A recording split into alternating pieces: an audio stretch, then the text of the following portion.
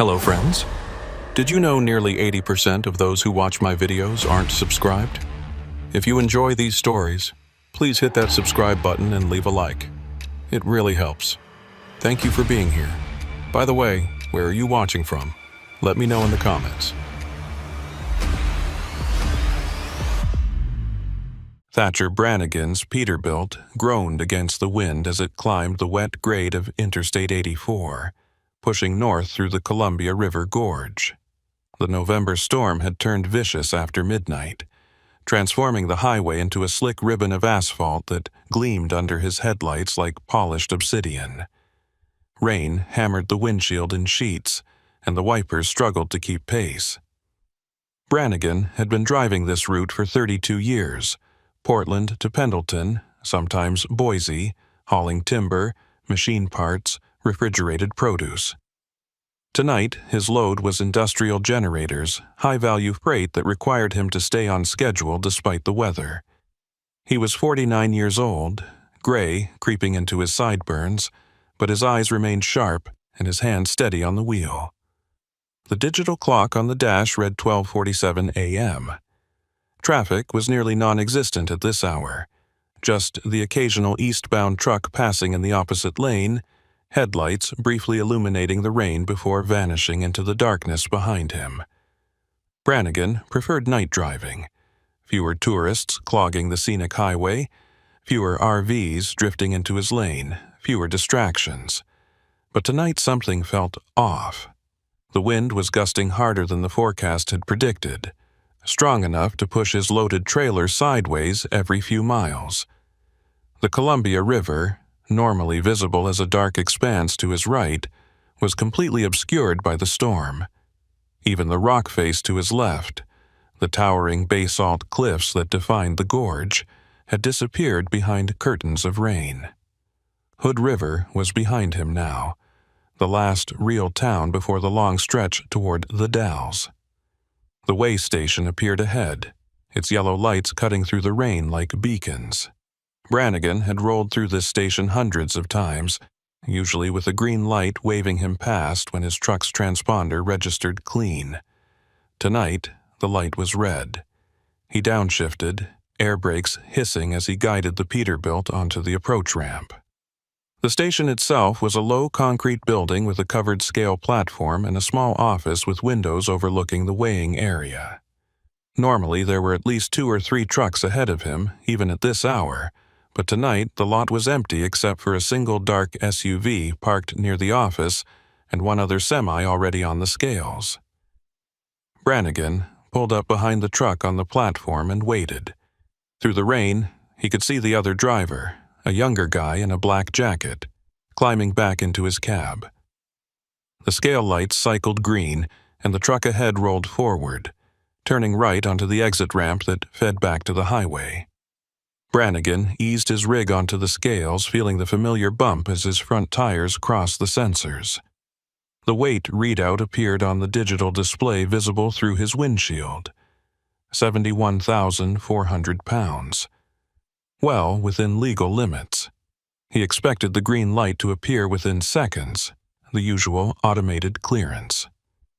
Instead, the office door opened, and a man in a high-visibility vest stepped out into the rain, motioning for Brannigan to pull forward and park in the inspection bay. That was unusual. Random inspections happened, sure, but not typically in the middle of a storm at 1 a.m. Brannigan guided the truck into the bay and shut down the engine. The man from the office approached his driver's side window, rain dripping from the brim of his cap. He was in his 50s, thin face, sharp features, ID badge clipped to his vest that read G. Larrabee, Weighmaster. Brannigan rolled down his window halfway, letting in a spray of cold rain. "Evening," Brannigan said, keeping his tone neutral. "Something wrong with the weight?" Larrabee shook his head. "Weight's fine. Need you to step into the office for a minute." "Routine paperwork check." Brannigan frowned. "I've got my manifest, logbook, everything's current. Can't we do this here?" "Office," Larrabee repeated, his voice flat. "Won't take long." There was something in the man's tone, not hostile, but firm in a way that suggested this wasn't a request. Brannigan grabbed his clipboard with the shipping documents and climbed down from the cab, locking the door behind him. The rain was cold and heavy, soaking through his jacket by the time he reached the office entrance. Inside, the air was warm and stale, smelling of burnt coffee and damp concrete. A second man stood near the back wall, arms crossed, wearing a dark jacket with no visible identification. He was younger, maybe 35, with a thick neck and a watchful expression that made Brannigan immediately uneasy. "Have a seat," Larrabee said, gesturing to a plastic chair near the counter. "Let me see your manifest." Brannigan handed over the clipboard and sat down. Larrabee flipped through the pages slowly. Too slowly, as if he were searching for something specific rather than conducting a routine check. The other man hadn't moved, hadn't spoken, but Brannigan could feel his eyes on him. The office was small, cluttered with file cabinets and outdated equipment. A CB radio crackled softly in the corner, voices indistinct beneath the static. On the wall, behind the counter, a camera monitor showed the exterior view of the scales and the approach ramp. Brannigan noticed 2 more trucks pulling in from the highway, their headlights cutting through the rain. "This load going to Pendleton?" Larrabee asked, not looking up from the paperwork. "That's right," Brannigan said. "Delivery at 7 a.m. Larrabee nodded slowly, then set the clipboard down on the counter. He reached for a different stack of papers, printed forms that looked official but unfamiliar. "We've got a situation tonight, DOT directive. All high-value freight northbound through the gorge needs secondary routing verification." Brannigan had been driving long enough to know when something didn't add up.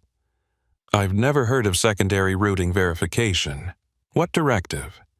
"Came down this week," Larrabee said, his tone unchanged. "Cargo theft ring operating between here and the Idaho border. We're flagging high-value shipments, making sure they're coordinated with state patrol escorts for certain stretches." That sounded plausible enough, but something about the delivery made Brannigan's instincts flare. "My dispatcher didn't say anything about an escort." "That's what we're coordinating now," Larrabee said. He picked up a desk phone and dialed a number, speaking in a low voice that Brannigan couldn't quite make out over the rain hammering the roof. The second man finally moved, stepping closer to the counter. He still hadn't introduced himself, and Brannigan noticed he wasn't wearing any kind of badge or identification beyond the plain dark jacket. "You run this route regular?" the man asked. His voice was rough, the kind that came from years of smoking. 32 years, Brannigan said. "Then you know how it works. High-value freight, we keep an eye on it. Make sure it gets where it's going." Larrabee hung up the phone and turned back to Brannigan. "Here's the situation. There's a convoy forming up at the Rowena rest area, about 12 miles east. 3 trucks with similar loads, plus a patrol escort. You'll join them there, roll together to Pendleton. Safer that way." Brannigan didn't like it. The Rowena rest area was a small pullout with minimal lighting, not a place where convoys typically formed. "Why not just have the patrol meet me here?" "They're already staged at Rowena," Larrabee said. "Look, you're burning time arguing. Storm's getting worse. You want to sit here and debate procedure, or you want to get your delivery done?" Brannigan glanced at the monitor again. The 2 trucks that had pulled in behind him were now on the scales, and another set of headlights was visible on the approach ramp. The station was busier than he'd ever seen it at this hour. He looked back at Larrabee, then at the silent man in the dark jacket, and made a decision. "All right, Rowena rest area. I'll head there now." Larrabee handed him back the clipboard, along with a printed slip of paper. "Give this to the patrol officer when you arrive. He'll have the rest of the paperwork." Brannigan took the slip and glanced at it. It was a routing authorization form, official-looking, with a state seal and a handwritten note. Convoy departure 0230. Maintain communication channel 14. He folded the paper and tucked it into his jacket pocket, then stood up. "Thanks," he said, though the word felt hollow. Outside, the rain had intensified. Brannigan climbed back into his cab, water streaming from his jacket, and fired up the engine.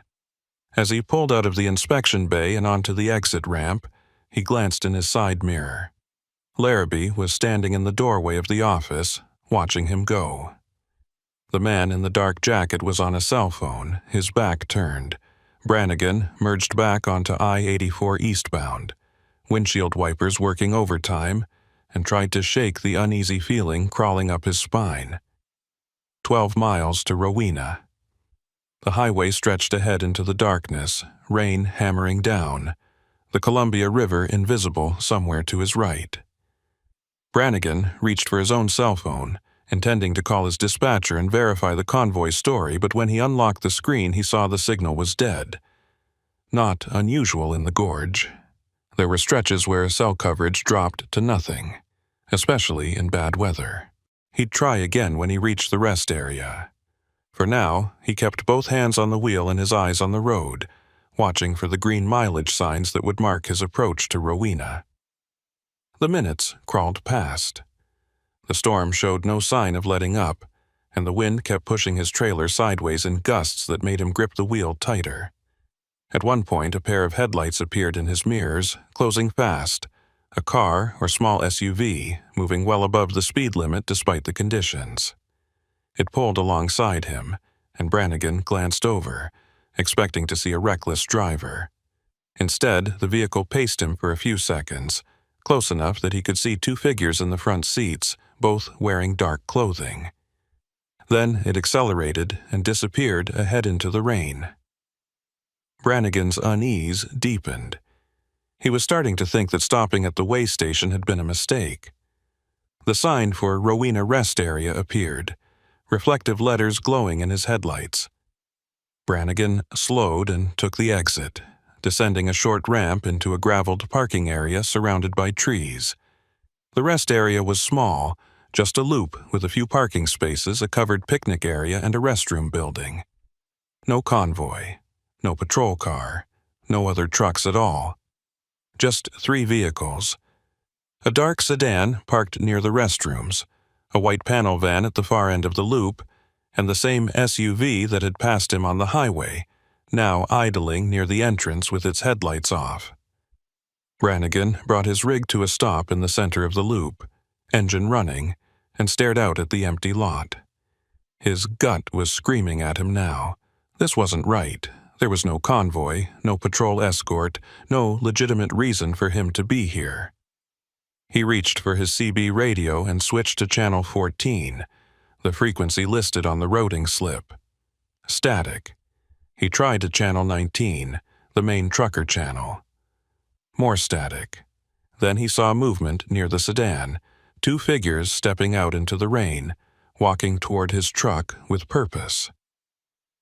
One of them was the man in the dark jacket from the way station. The other was someone new, taller, wearing a rain slicker and carrying something in his right hand that Brannigan couldn't quite make out in the darkness. He didn't wait to find out. Brannigan released the air brake, shifted into gear, and hit the accelerator. The Peterbilt lurched forward, tires spinning briefly on the wet gravel before catching traction. He swung the wheel hard, aiming for the exit ramp. Behind him, he heard shouting, then the roar of an engine as the SUV's headlights flared to life. Brannigan kept his foot down, the truck picking up speed as he climbed back onto the highway. The SUV was right behind him now, high beams flooding his mirrors. He grabbed his CB mic and tried again, switching through channels, searching for anyone who might be listening. "This is northbound I-84, mile marker 107. I need assistance. Possible hijacking attempt at Rowena Rest Area. Repeat, I need State Patrol. Anyone listening?" The CB crackled, but no response came. Brannigan's heart was hammering now, adrenaline sharpening his focus. The SUV was still on his tail, matching his speed, occasionally pulling alongside as if trying to force him off the road. He couldn't outrun them, not in a loaded semi, not on a wet highway in the middle of a storm, but he could outlast them. Fuel, weight, momentum. Those were his advantages. He just had to stay on the road and keep moving until he reached help or the SUV gave up. The highway curved ahead, following the contour of the gorge, and Brannigan took the turn carefully, feeling the trailer sway behind him. The SUV dropped back slightly, unable to match his control. Brannigan saw another set of headlights ahead, a car, moving slowly in the right lane. He flashed his high beams, hoping to alert the driver, but the car didn't react. As he passed it, he glanced in his mirror and saw the SUV do the same, ignoring the other vehicle entirely. They were focused on him. Whatever this was, it was targeted, deliberate, and he was running out of options. Ahead, he saw the lights of another way station, this one larger, with multiple lanes and what looked like activity even at this hour. Brannigan aimed for it, praying it was legitimate and not another trap. The SUV was closing again, this time pulling alongside on his left, trying to box him in. Brannigan held his course, refusing to be intimidated, and the SUV finally fell back as they approached the way station entrance. Brannigan took the ramp, brakes screaming as he brought the truck to a controlled stop in the inspection bay. He threw the door open and jumped down, scanning the lot. 2 patrol cars were parked near the office, their light bars dark but visible. Relief flooded through him, but it was tinged with the cold realization that he still didn't know what he'd just escaped, or why someone had gone to such lengths to pull him off the highway in the middle of the night. A state trooper emerged from the office, hand resting on her sidearm, eyes sharp. She was in her 40s, compact build, badge reading M. Hollister. "What's the emergency?" she asked, her voice cutting through the rain. Brannigan took a breath and pointed back toward the highway.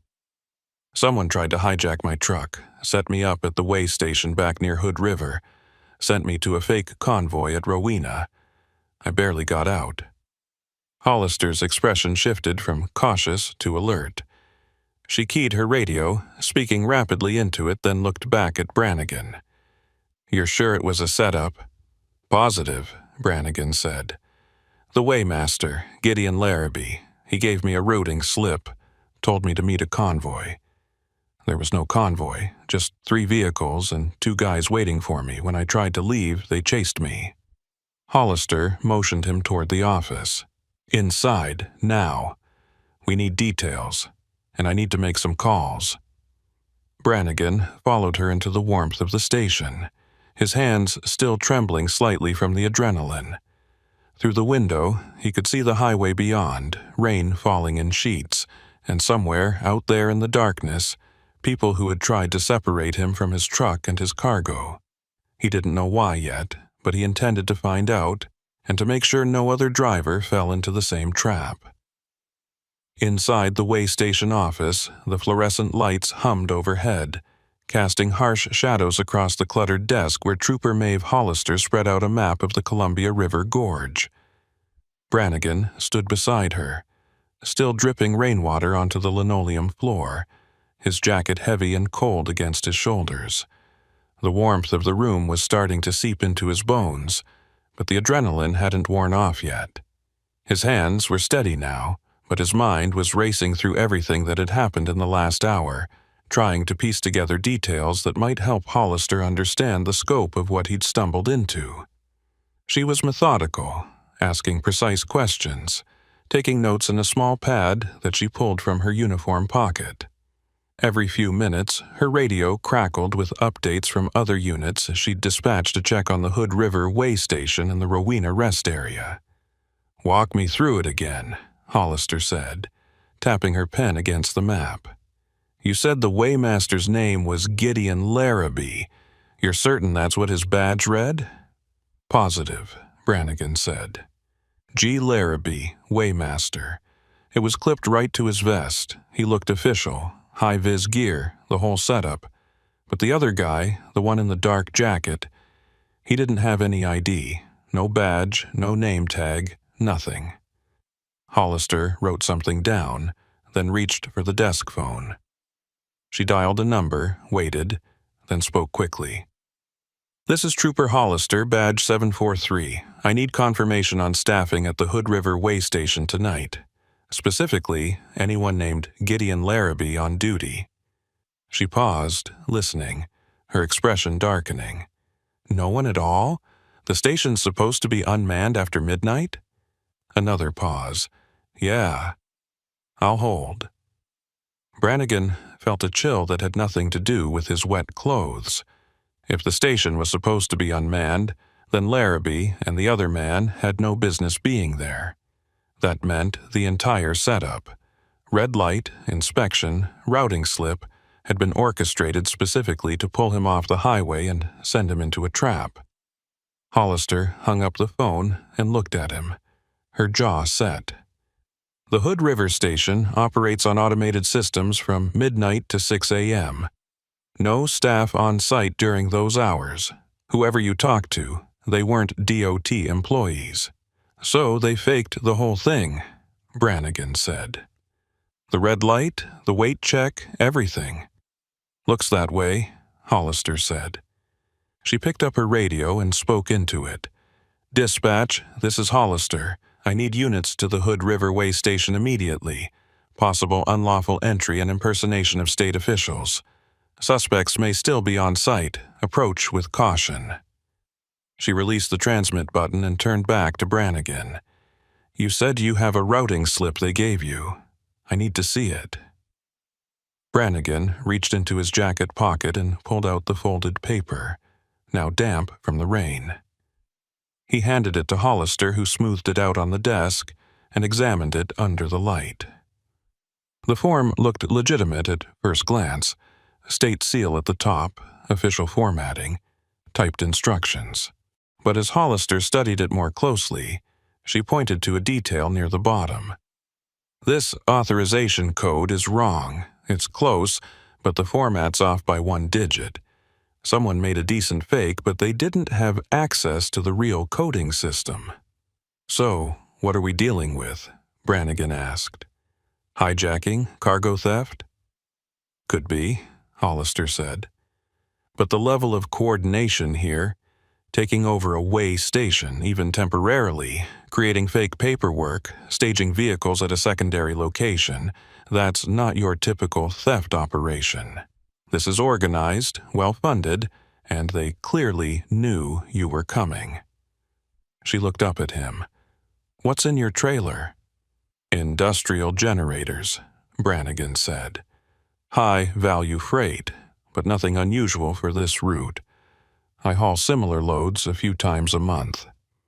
Hollister's radio crackled again, and a male voice came through. Hollister, this is Unit 12. We're at the Hood River Station. No vehicles on site, offices locked, no signs of forced entry, looks clean. Hollister frowned and keyed her mic. Check the control room, see if anyone's tampered with the signal lights or the scale systems. She waited, and after a moment the voice returned. Control room doors open. Looks like someone bypassed the automated system. We've got a manual override switch flipped. That's how they triggered the red light. Secure the scene, Hollister said. I'm sending forensics out there first thing in the morning. In the meantime, pull any surveillance footage from the cameras. She released the button and exhaled slowly, her frustration evident. Brannigan could tell she was dealing with something more complex than a simple truck hijacking. This was deliberate, calculated, and it suggested someone with inside knowledge of how way stations operated and when they were vulnerable. What about Rowena? Brannigan asked. Did your units check the rest area? They're en route now, Hollister said, but I'm guessing whoever was there cleared out the second you left. They're not going to stick around if they know you made it to safety. She folded the fake routing slip and placed it in a clear evidence bag, sealing it with a strip of tape. You're lucky you trusted your instincts. Most drivers would have followed those instructions without question, especially if they thought it was an official directive. Brannigan nodded, but he didn't feel lucky. He felt rattled, and more than that, he felt targeted.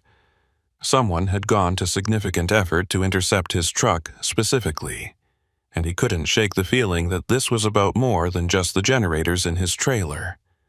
Hollister seemed to sense his unease. She leaned against the desk and crossed her arms, studying him for a moment before speaking. "How long have you been running this route?" 32 years, Brannigan said. "Same company, same corridors. Portland to Pendleton, sometimes farther east into Idaho." "So you're predictable," Hollister said. It wasn't a question. "Same schedule, same stops, same roads. If someone wanted to track your movements, they'd have plenty of opportunities to learn your patterns." Brannigan hadn't considered that, but it made sense. He was a creature of habit, always had been. Same fuel stops, same rest areas, same timing on his runs. It was how he stayed efficient, how he made his deadlines, but it also made him vulnerable. "You think someone's been watching me?" "I think someone knew exactly when you'd be passing through Hood River tonight," Hollister said. "And they knew what you were hauling. That level of intel doesn't come from random observation. Either they've been tracking you for a while, or someone with access to your shipping manifests is feeding them information." The implications of that made Brannigan's stomach turn. If Hollister was right, then the threat wasn't just external, it was internal too. Someone in his own company, or someone with access to their systems, might be involved. He thought about his dispatcher, the warehouse staff, the dock workers who'd loaded his trailer that afternoon. Any of them could have passed along his schedule and cargo details. Or it could be something more sophisticated: hacked shipping records, intercepted communications. The possibilities were endless, and all of them pointed to a level of organization that scared him more than the chase on the highway. Hollister's radio crackled again. "Hollister, Unit 14 at Rowena. Rest area's empty. No vehicles, no suspects. We found tire tracks near the picnic area. Looks like multiple vehicles were here recently, but the rains washed out most of the detail. We'll document what we can." "Copy that," Hollister said.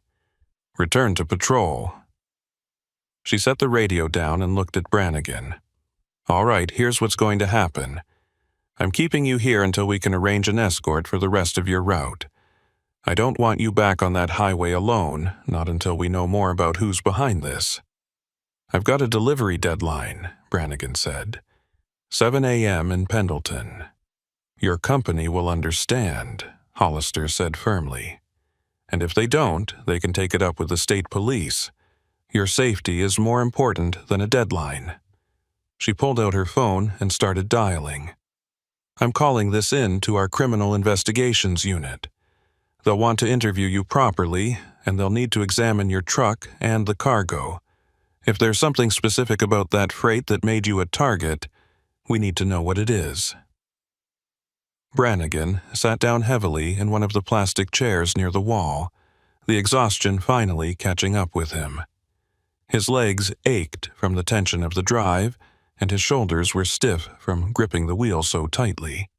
He watched Hollister work, making calls, coordinating with other units, her movements efficient and professional. She was good at her job, that much was clear, but even she seemed troubled by what they were dealing with. This wasn't a typical highway crime. It was something bigger, more dangerous, and Brannigan had the sinking feeling that he'd become tangled in something he didn't fully understand yet. An hour passed. More troopers arrived at the way station, including a senior officer who introduced himself as Sergeant Voss. He was in his 50s, graying hair cropped short, with the bearing of someone who'd been in law enforcement for decades. Voss listened to Brannigan's account, asked a few pointed questions, then stepped outside with Hollister to confer privately. Through the window, Brannigan could see them talking in low voices, occasionally glancing back at him. When they returned, Voss pulled up a chair and sat across from Brannigan, his expression serious. "Mr. Brannigan," Voss said, "we've run a check on your cargo manifest and cross-referenced it with recent theft reports in the region. Your generators aren't just high value. They're specialized equipment with serial numbers that can be tracked. That makes them harder to move on the black market unless someone has a buyer lined up in advance. We think whoever tried to intercept you tonight had a specific customer waiting for that freight." "So this was a commissioned job," Brannigan said. "That's our working theory," Voss said, "which means it's not random and it's not opportunistic. Someone ordered this hit and they were willing to invest time and resources to make it happen. The fake way station setup, the paperwork, the staging at Rowena, that's not cheap or easy to pull off. We're looking at professionals, possibly part of a larger cargo theft ring." Brannigan absorbed that, his mind still struggling to process how close he'd come to losing everything. What happens now? "Now we investigate," Voss said. "We'll work with your company to review your shipping records, see if there's a pattern of compromised loads. We'll also pull surveillance footage from the Hood River area, see if we can identify the vehicles involved. In the meantime, I'm assigning a patrol unit to escort you to Pendleton once we've cleared your truck.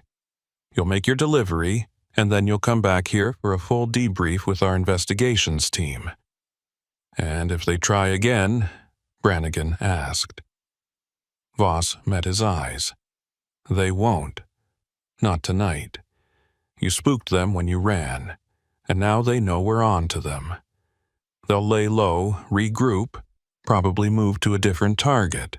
But that doesn't mean you're out of danger permanently. If they've been tracking you, they might come back. That's why we need to figure out how they got their information in the first place." Hollister stepped forward, holding a steaming cup of coffee that she handed to Brannigan. "Drink this. You've got a long night ahead, and you need to stay sharp." Her tone was kinder now, less official. "You did good out there. A lot of drivers wouldn't have questioned the setup. You trusted your gut, and that's what saved you." Brannigan took the coffee, grateful for the warmth spreading through his hands. "I've been doing this long enough to know when something doesn't feel right. I just didn't expect it to be this bad." "None of us did," Hollister said, "but we'll get to the bottom of it." She glanced at Voss, who nodded, then turned back to Brannigan. "There's one more thing we need to ask. Have you noticed anything unusual in the past few weeks? Anyone following you? Strange phone calls? Vehicles that seem to show up at multiple stops?" Brannigan thought about it, running back through his recent trips. Nothing stood out at first, but then he remembered something. "About 2 weeks ago, I was fueling up at a truck stop near Biggs Junction. There was a guy there, mid-30s maybe, sitting in a car near the pumps. He wasn't fueling up, just sitting there, watching. I didn't think much of it at the time, but when I came out of the store he was gone. Then I saw the same car, or one that looked just like it, at a rest area near Boardman a few days later." "What kind of car?" Voss asked, leaning forward. "Dark sedan," Brannigan said. "Maybe a Chevy or a Ford, hard to say, but it had tinted windows and no front plate." Voss exchanged a look with Hollister. "That fits the profile. We'll check traffic camera footage from those locations, see if we can get a plate number or a better description." He stood up, pulling out his phone. "I'm going to make some calls. Hollister, stay with Mr. Brannigan. I want someone on him at all times until we get him out of here."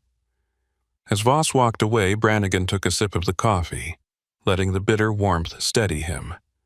Hollister sat down in the chair Voss had vacated, her radio clipped to her belt, her posture relaxed but alert. "You're going to be all right," she said. "We don't let truckers get hurt on our watch." Brannigan managed a faint smile. "Appreciate that." He looked out the window at his Peterbilt, still parked in the inspection bay, rain streaming down its sides. Somewhere out there in the darkness, the people who'd tried to take it from him were regrouping, planning their next move. But for now, he was safe, surrounded by troopers who were working to unravel the conspiracy that had nearly cost him everything. He didn't know how deep this went yet, or how many people were involved, but he knew one thing for certain. His life on the road had just changed forever. The highways he'd driven for 3 decades were no longer just ribbons of asphalt. They were hunting grounds, and he'd become prey. Dawn broke over the Columbia River Gorge in shades of gray and silver, the storm finally beginning to ease as pale light filtered through the thinning clouds. Brannigan had been awake for over 20 hours straight, sustained by bad coffee and adrenaline that was now wearing thin. He sat in the passenger seat of Trooper Hollister's patrol car, watching as a forensics team worked over his Peterbilt with methodical precision. They'd been at it for 2 hours, photographing every surface, dusting for prints, examining the trailer's lock mechanisms and the cargo inside. Hollister stood nearby, talking into her radio, coordinating with units that were still combing through the Hood River way station for evidence. The morning shift change had brought fresh officers to the scene, but Hollister had stayed on, refusing to hand off the case until she had answers. Brannigan respected that kind of dedication, even as exhaustion pressed down on him like a physical weight. The lead forensics technician, a woman in her 40s with graying hair pulled back in a tight bun, approached Hollister and handed her a clear evidence bag. Inside was something small and black, a device no larger than a matchbox. Hollister held it up to the light, examining it, then walked over to the patrol car and tapped on the window. Brannigan rolled it down, letting in the cold morning air. "Recognize this?" Hollister asked, showing him the device. Brannigan squinted at it. "Looks like a GPS tracker. Where'd you find it?" "Tucked up inside your rear wheel well," Hollister said. "Magnetic mount, battery-powered. Someone put it there recently, probably within the last few days, judging by how clean it is. This is how they've been following you." She turned the bag over in her hand, her expression grim. "It's commercial grade, not something you'd pick up at an electronics store. Whoever's behind this has access to professional surveillance equipment." Brannigan felt a chill run through him that had nothing to do with the temperature. Someone had been tracking his every move, watching his routes, learning his patterns. The dark sedan he'd seen at Biggs Junction and Boardman, they hadn't needed to follow him closely because they already knew where he was going. The tracker had given them real-time updates, letting them position themselves ahead of him, waiting for the right moment to strike. "Can you trace it?" he asked. "Figure out who bought it?" "We'll try," Hollister said. "But devices like this are sold through dozens of online retailers, often with cash purchases and no registration requirements. It's a long shot." She pocketed the evidence bag and leaned against the car door. "What worries me more is how they got access to your truck to plant it. You keep your rig locked when you're not in it." "Always," Brannigan said. "And I do walk-arounds before every trip, check the tires, the undercarriage, the trailer connections. I should have spotted something like that." "Not necessarily," Hollister said. "These things are small, and they're designed to blend in.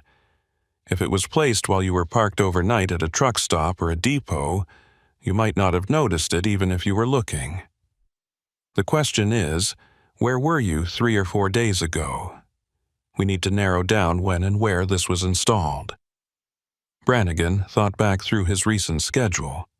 "I was in Portland 4 days ago, loading up at the warehouse. Parked there overnight before heading out the next morning. Then I had a delivery in the Dalles, spent a few hours at a truck stop while I waited for the next load assignment. After that, I picked up this generator shipment and started the run to Pendleton. Portland warehouse, Hollister repeated, writing it down in her notepad. That's the most likely spot. Lots of foot traffic, lots of trucks coming and going, easy for someone to slip in unnoticed. We'll get security footage from the facility, see if we can identify anyone suspicious near your truck. She closed the notepad and looked at him directly. Mr. Brannigan, I need to ask you something, and I need you to be honest with me. Is there any reason someone might want to target you specifically? Any disputes with other drivers, unpaid debts, personal conflicts? No, Brannigan said without hesitation. I keep to myself, do my job, go home. I don't gamble, don't owe anyone money, don't have enemies that I know of. This isn't personal, it's about the cargo. Hollister nodded slowly. That's what I figured, but I had to ask. She straightened up and glanced back at the forensics team, who were now packing up their equipment. All right, here's the plan. We're going to escort you to Pendleton so you can make your delivery. After that, you're coming back here for a full debrief with our criminal investigations unit. They'll want to go through everything again, see if there are details you've remembered since last night. In the meantime, we're pulling all the surveillance footage we can get from truck stops and way stations along your regular routes. If this crew has been tracking you for weeks, there's a chance we'll catch them on camera somewhere. And then what? Brannigan asked. You arrest them, and I go back to driving like nothing happened? That's the goal, Hollister said, though her tone suggested she wasn't entirely confident. But realistically, it's going to take time to build a case. These operations are usually multi-state, involving multiple players. We'll get the people who tried to intercept you last night, but the people giving the orders, they're harder to reach. She paused, then added, You might want to consider switching routes for a while. Take different corridors, vary your schedule. Make yourself a harder target. Brannigan had already been thinking the same thing. 32 years of routine, of predictability, had made him vulnerable. He'd have to change everything. His stops, his timing, maybe even his loads. It would be less efficient, more exhausting, but it was better than ending up like the drivers in the news who'd vanished along remote highways, their trucks found abandoned and their fates unknown. He nodded. I'll talk to my dispatcher, see what we can arrange. Hollister's radio crackled, and she stepped away to take the call. Brannigan watched her through the windshield, seeing her expression shift from neutral to alert as she listened to whoever was on the other end. When she returned, her jaw was set tight. That was Sergeant Voss. They've identified Gideon Larrabee, or at least the man who was using that name last night. Real name is Elliot Drain, 46 years old, with a history of cargo theft and fraud convictions in California and Nevada. He's been off the grid for the past 2 years. No known address, no employment records. But he's got a pattern of posing as authority figures, security guards, inspectors, even law enforcement. He's good at it, apparently, good enough that most people don't question him. And the other guy? Brannigan asked. The one in the dark jacket? No ID on him yet, Hollister said. But we're working on it. We pulled partial prints from the control room at the Hood River station and we're running them through the database now. If he's got a record, we'll find him. She opened the patrol car door and slid into the driver's seat. Come on. Let's get you to Pendleton. The sooner you're done with this delivery, the sooner we can focus on finding these guys. The drive to Pendleton took just over 2 hours, with Brannigan at the wheel of his Peterbilt and Hollister's patrol car trailing close behind. Another state police unit had joined them halfway through, creating a small convoy that drew curious looks from other drivers on the highway. Brannigan kept his speed steady, his eyes scanning the road ahead and his mirrors, watching for any sign of the dark SUV or sedan from the night before. But the highway was calm. The storm had fully cleared, and by the time they reached the industrial park on the outskirts of Pendleton, the sun was breaking through the clouds in sharp, clean rays. He backed his trailer up to the loading dock, presented his paperwork to the receiving clerk, and watched as a forklift crew began unloading the generators. The whole process took less than 30 minutes, efficient and uneventful, a stark contrast to the chaos of the previous night. When the trailer was empty and the paperwork signed, Brannigan climbed back into his cab and pulled out of the lot. Hollister was waiting for him at the exit, her patrol car idling with the window down. "All set?" she asked. "All set," Brannigan confirmed. "Good. Follow me back to the way station. Investigations wants to talk to you before you head home." She pulled ahead, and Brannigan fell in behind her, retracing the route westward along I-84. The return trip felt longer, maybe because he was running on fumes now, his body aching for sleep and his mind replaying the events of the night over and over. By the time they reached the way station where he'd first found safety, it was nearly noon. The lot was busier now, with several trucks going through the scales and a cluster of official vehicles parked near the main office. Hollister led him inside, where a conference room had been set up with a table, chairs, and a recording device. 2 plainclothes investigators were waiting, a man and a woman, both in their 40s with badges clipped to their belts.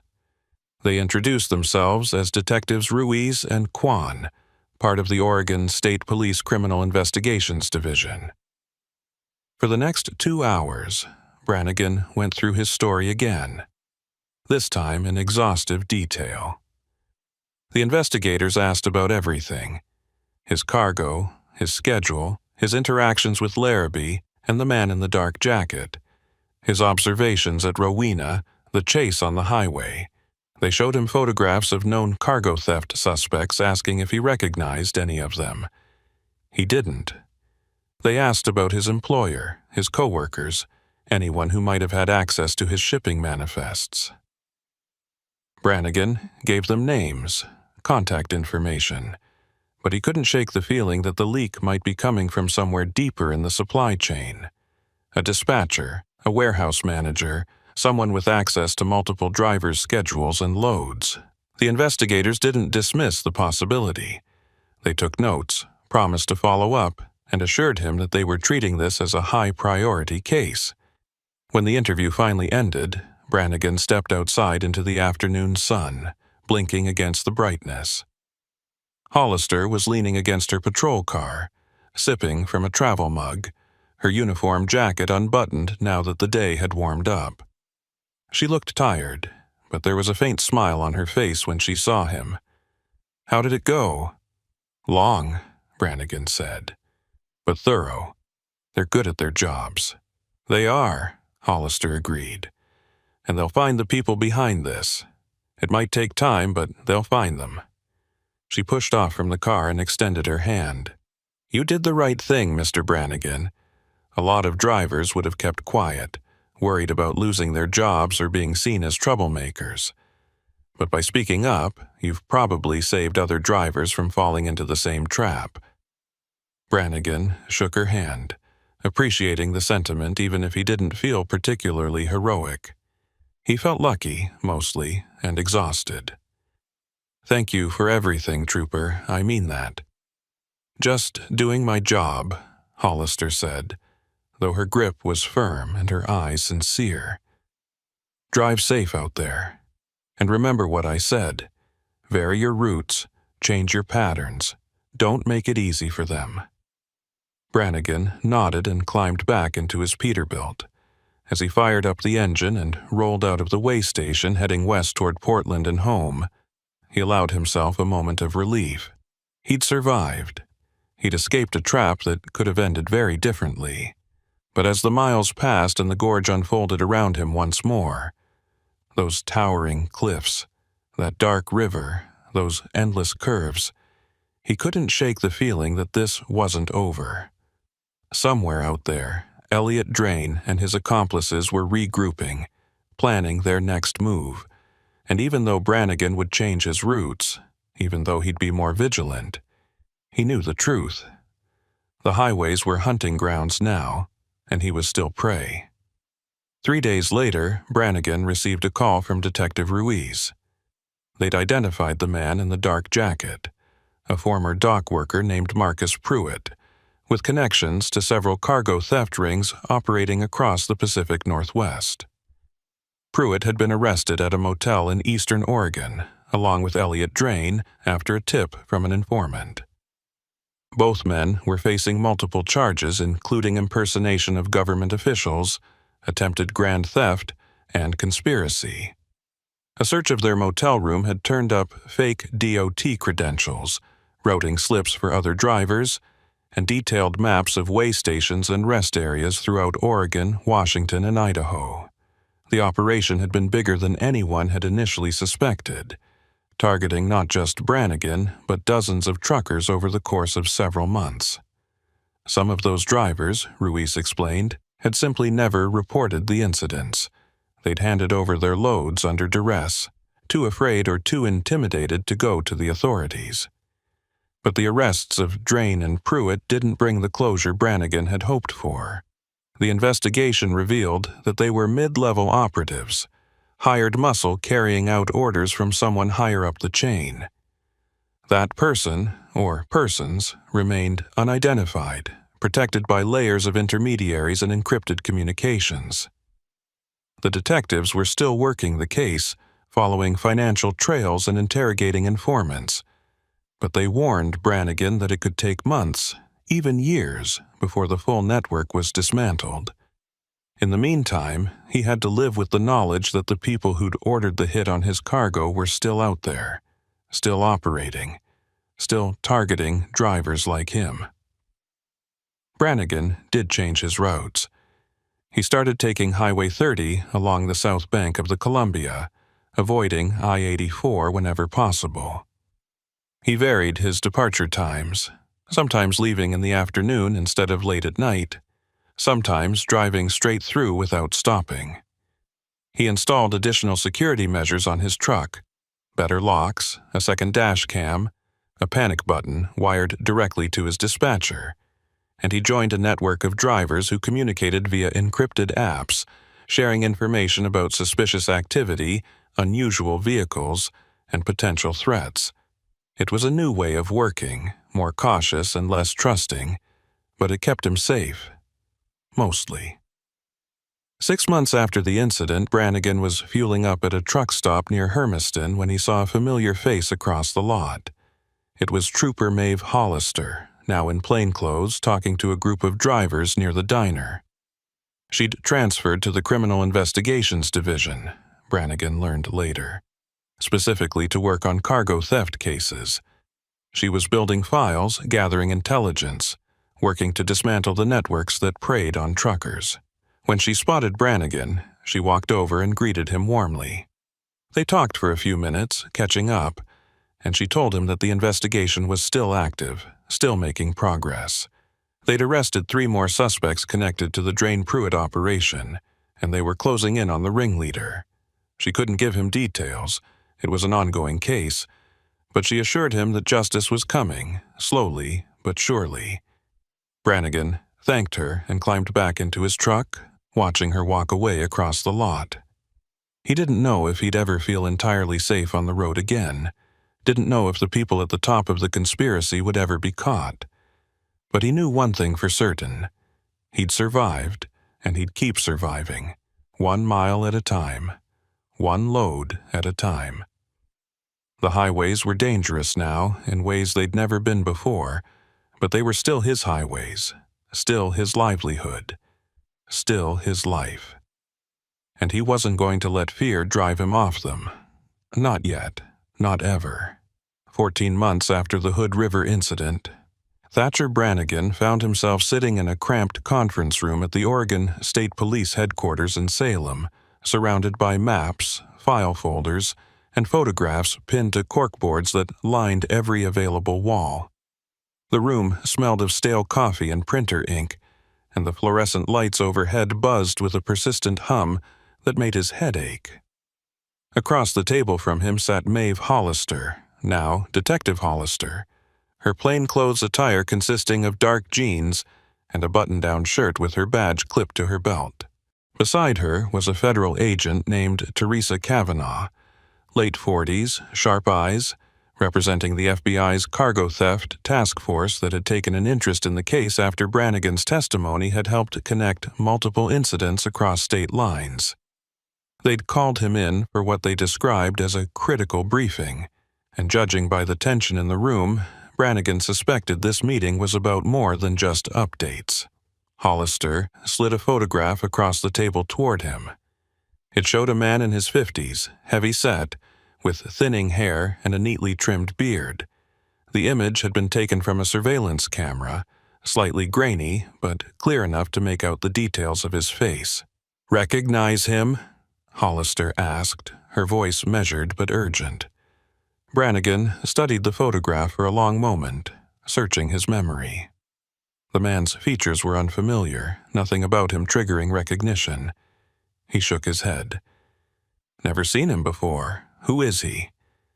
"His name is Vincent Culp," Agent Kavanaugh said, leaning forward with her elbows on the table.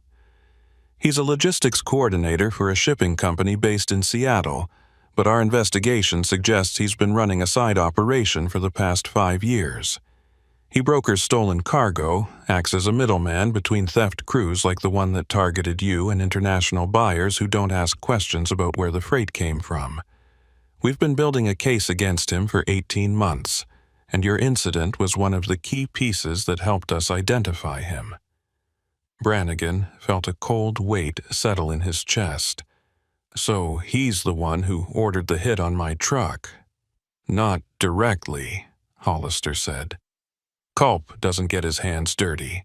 He contracts out to crews like Drain and Pruitt, provides them with intel about high-value shipments, pays them a percentage of the resale value. He's careful, uses encrypted communications, moves money through shell companies, never meets his operatives face-to-face. But we've traced financial transfers, intercepted messages, and connected him to at least 23 cargo thefts across Oregon, Washington, Idaho, and Montana over the past 3 years." 23, Brannigan repeated, the number staggering. "How many drivers?" 31, Kavanaugh said quietly. "Some loads involved multiple drivers in convoy situations. Most of them handed over their cargo under duress and never reported it. A few tried to run, like you did. 2 of them didn't make it." She paused, letting the weight of that statement settle. "One was found dead in his truck near Coeur d'Alene, Idaho. Ruled a heart attack at the time. The other disappeared completely. His rig was found abandoned on a Forest Service road in Montana. We believe both were killed when they resisted or tried to escape." Brannigan's hands tightened into fists on the table. He'd known the stakes were high, but hearing the body count made it real in a way that statistics and case files couldn't. "Why are you telling me this now?" "Because we're moving on Culp," Hollister said. "Tomorrow morning, federal and state agents are executing search warrants on his home, his office, and 3 properties we believe he uses as storage for stolen goods. We're also arresting 12 individuals connected to his network, including 2 dispatchers who've been feeding him shipping information from inside trucking companies. This is a coordinated takedown, and if it goes right, we'll dismantle the entire operation." "And if it doesn't go right?" Brannigan asked. Kavanaugh met his eyes. "Then Culp will know we're on to him, and he'll disappear. Men like him have exit strategies, fake identities, offshore accounts, safe houses in countries without extradition treaties. We'll lose him, and the network will rebuild under someone else. That's why this has to be clean and decisive." "What do you need from me?" Brannigan asked. "Testimony," Hollister said. "When this goes to trial, and it will go to trial, we'll need you to testify about what happened that night. The fake way station, the routing slip, the chase. Your account is one of the few where we have hard evidence tying Drain and Pruitt directly to a theft attempt. and through them to Culp. Without your testimony, the case is weaker. Brannigan had known this request was coming eventually, but hearing it out loud still made his stomach tighten. Testifying meant putting himself back in the spotlight, reliving the night he'd nearly lost everything, and potentially making himself a target again if Culp's network had people still on the outside. But he also knew he didn't have a choice. Not really. If he stayed silent, the people responsible would walk free, and more drivers would end up like the ones in Idaho and Montana. "I'll testify," he said. "Whatever you need." Hollister's expression softened slightly, relief visible in her eyes. "Thank you. I know this isn't easy, but it's the right thing." "There's one more thing," Kavanaugh added. "We believe Culp has been monitoring certain drivers even after failed theft attempts, keeping tabs on them in case they become useful again, or in case they pose a threat to his operation. That GPS tracker we found on your truck? It wasn't a one-time thing. We found similar devices on 5 other trucks belonging to drivers who escaped or resisted. Culp's paranoid, and he likes to know where potential witnesses are at all times." Brannigan felt his blood run cold. "Are you saying he's been tracking me this whole time?" "We don't think so," Hollister said quickly. "After we found the first tracker, we did a full sweep of your truck every time you came in for maintenance or inspections. We haven't found anything since. But we can't be certain he hasn't been using other methods, traffic cameras, informants at truck stops, even social media if you've posted about your routes." "I don't use social media," Brannigan said. "And I've been careful. Changed my routes, varied my schedule, kept my head down." "That's good," Kavanaugh said. "But we're going to take additional precautions. For the next 72 hours, until the arrests are made, we're assigning a protective detail to you. Plainclothes officers will be monitoring your home and following you if you go out.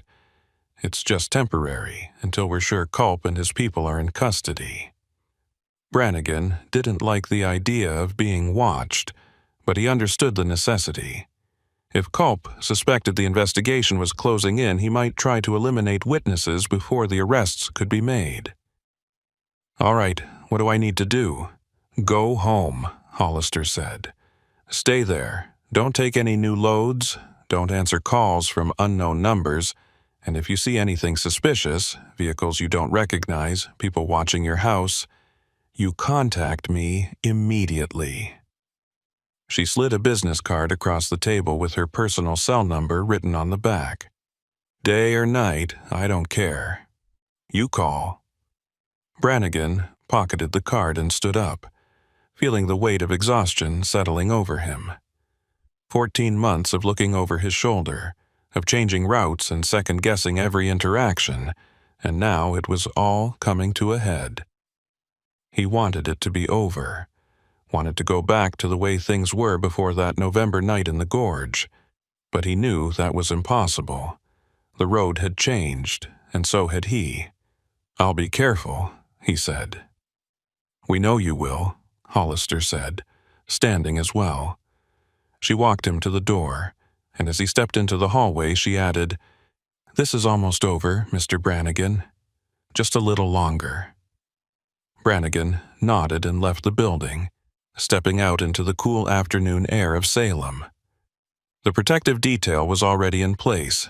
He spotted the unmarked car parked across the street, 2 officers inside watching him with casual but obvious attention. He climbed into his personal vehicle, a beat-up Ford pickup that he used when he wasn't hauling freight, and started the drive back to Portland. The highway stretched out before him, familiar and treacherous, and he kept his eyes on the mirrors the entire way home. The next 72 hours passed in a blur of nervous waiting. Brannigan stayed in his small house on the outskirts of Portland, blinds drawn, phone within reach at all times. The protective detail rotated shifts every 12 hours, different faces in the unmarked cars, but always the same watchful presence. On the second night, Hollister called with an update. The raids had been successful. Vincent Culp had been arrested at his home in Seattle without incident, along with 9 of his associates. 3 others were still at large, but warrants had been issued and law enforcement across the region was on alert. The storage properties had yielded a massive haul of stolen goods: industrial equipment, electronics, pharmaceuticals, even vehicles, all cataloged and traced back to specific thefts over the past 3 years. It was, Hollister said, one of the largest cargo theft busts in Pacific Northwest history. Brannigan allowed himself a moment of relief, but it was tempered by the knowledge that 3 members of Culp's network were still out there. Hollister assured him that they were low-level operatives, likely to flee rather than retaliate. But the uncertainty gnawed at him. He'd spent over a year living in a state of heightened vigilance, and he wasn't ready to let his guard down just yet. The protective detail was pulled after the 3rd day, with Hollister promising that patrols would increase in his neighborhood for the next few weeks as a precaution. Brannigan thanked her and tried to settle back into some semblance of normalcy, though he found it difficult to relax even in the safety of his own home. 2 weeks later, he received a call from his dispatcher. The company wanted him back on the road. There was a high-priority load heading to Boise, and they specifically requested him for the job. Brannigan hesitated, the memory of that night in the gorge still fresh despite the passage of time. But he also knew that he couldn't hide forever, couldn't let fear dictate his life. He'd been a trucker for over 3 decades, and the road was who he was. If he gave that up, then Culp and his network had won, even from behind bars. So he said yes, agreed to take the load, and spent the next day preparing his Peterbilt for the trip. He did a thorough inspection, checking every inch of the undercarriage for tracking devices, examining the locks and seals, verifying the cargo manifest against the actual freight. Everything checked out. Everything was clean. The drive to Boise was uneventful, almost anticlimactic. Brannigan took Highway 84 through the gorge, the same route he'd been avoiding for months, and nothing happened. The wait stations were staffed with legitimate personnel who waved him through without incident. The rest areas were quiet, populated only by other truckers taking their mandatory breaks. The weather was clear, the traffic light, and he made excellent time. When he delivered the load in Boise and started the return trip to Portland, he felt something he hadn't felt in a long time, a sense of peace. The road was still dangerous. It always had been, always would be. But it was no longer hunting him. The predators who'd turned the highways into their personal territory were locked up, their network dismantled, their operation exposed. Months passed. Vincent Culp's trial began in federal court, a sprawling case involving dozens of witnesses and hundreds of pieces of evidence. Brannigan testified on the 4th day, spending 6 hours on the stand recounting the events of that November night. He described the fake way station, the man calling himself Gideon Larrabee, the trap at Rowena, the chase through the storm. The defense attorneys tried to poke holes in his testimony, suggesting he'd been confused or mistaken, but Brannigan held firm. He had the dashcam footage, the routing slip, the GPS tracker, all of it backed up his account. When he finally stepped down from the stand, Hollister was waiting in the hallway outside the courtroom. She didn't say anything, just nodded once, a gesture of respect and gratitude. Brannigan nodded back and left the building, ready to put the entire ordeal behind him. The verdict came 3 months later. Guilty on all counts. Vincent Culp was sentenced to 28 years in federal prison, with no possibility of parole for at least 15. Elliot Drain and Marcus Pruitt, who'd already been convicted in state court, received additional federal sentences that would keep them locked up for the rest of their lives. The 2 dispatchers who'd fed Culp information were sentenced to 10 years each, The remaining operatives were still being tracked down, but the core of the network had been destroyed. For the trucking community, the case became a cautionary tale and a rallying cry. Industry groups pushed for better security measures, stronger vetting of logistics personnel, and more robust reporting systems for suspicious activity. Brannigan became something of a reluctant spokesperson, giving interviews to trade publications and speaking at safety conferences about his experience and the importance of trusting one's instincts. But despite the recognition and the sense of justice served, Brannigan never forgot the two drivers who hadn't made it. The one found dead in Idaho, and the one who disappeared in Montana. Their names were John Hartwick and Samuel Vega, both veteran truckers like himself, both family men with decades of experience on the road. They'd been in the wrong place at the wrong time, had crossed paths with Culp's network, and had paid the ultimate price. Brannigan attended a memorial service for them, held at a truck stop in eastern Oregon where hundreds of drivers gathered to honor their memory. He stood among them, listening to the eulogies, watching as a convoy of trucks rolled past in tribute, horns blaring in a mournful symphony. And he made a silent promise to himself that he would never forget, never let his guard down completely, never assume the road was entirely safe. Years later, when Brannigan finally retired from trucking at the age of 63, he looked back on that November night in the gorge as the moment everything changed. It had cost him his sense of security, his peace of mind, and countless hours of sleep. But it had also taught him something valuable. That survival wasn't just about skill or luck, but about awareness, about trusting your instincts when something felt wrong, about refusing to become a victim even when the odds were stacked against you. He'd escaped the trap that night, had outrun the predators, and had lived to tell the story. Not every driver could say the same, and that, more than anything else, was what kept him vigilant until the very end. Maeve Hollister, now a senior investigator with the Oregon State Police, continued to work cargo theft cases for another decade, building on the foundation laid by the Culp investigation. She became one of the foremost experts in the field, consulted by agencies across the country, and credited with dismantling 3 more major theft networks during her career. She and Brannigan stayed in touch over the years, occasional emails and phone calls, checking in on each other, sharing updates about cases and life. When Brannigan retired, Hollister sent him a handwritten note that he kept pinned to the wall of his garage, where his old Peterbilt sat in storage. "You did good out there. The road is safer because of you." Brannigan read that note often, especially on nights when the memories crept back in. The sound of rain hammering the windshield, the glare of headlights in his mirrors, the cold realization that he was being hunted. But he also remembered the feeling of freedom when he'd escaped, the relief of reaching safety, the satisfaction of seeing justice served. The highways had been hunting grounds once, filled with predators who saw truckers as easy prey. But they'd underestimated the resilience of men like Brannigan, the ones who refused to be victims, who fought back and survived. And in the end, that made all the difference.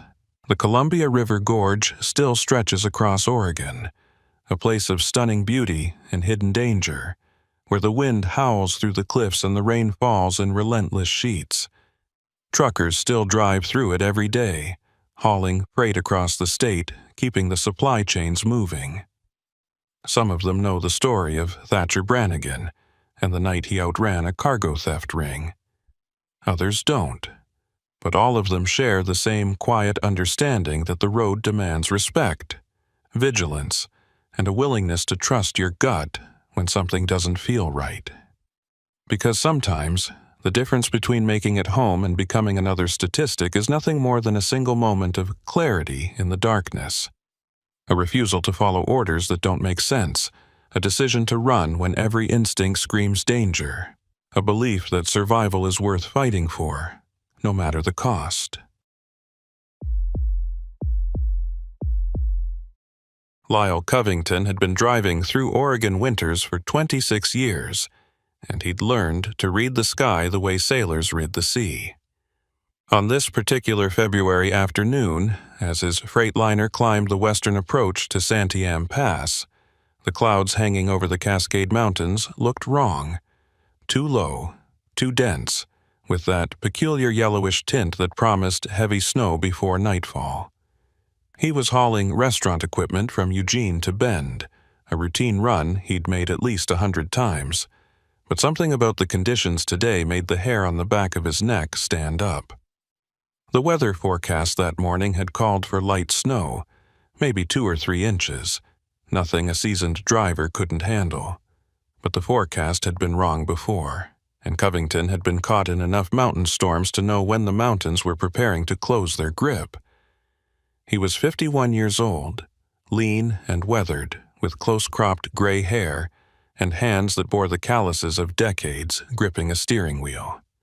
His company, Cascade Freight Solutions, specialized in cross-mountain hauls, and Covington was one of their most reliable drivers, always on time, always professional, never filing complaints about difficult conditions. That reputation had earned him seniority and the better routes, but it had also made him complacent in ways he was only now beginning to recognize. Today's load was worth nearly $40,000 in stainless steel kitchen equipment, and his delivery window in Bend was narrow. The restaurant chain that had ordered the freight was opening a new location in 3 days, and delays would cost them money. Covington had promised his dispatcher he'd make it through, snow or no snow, and he intended to keep that promise.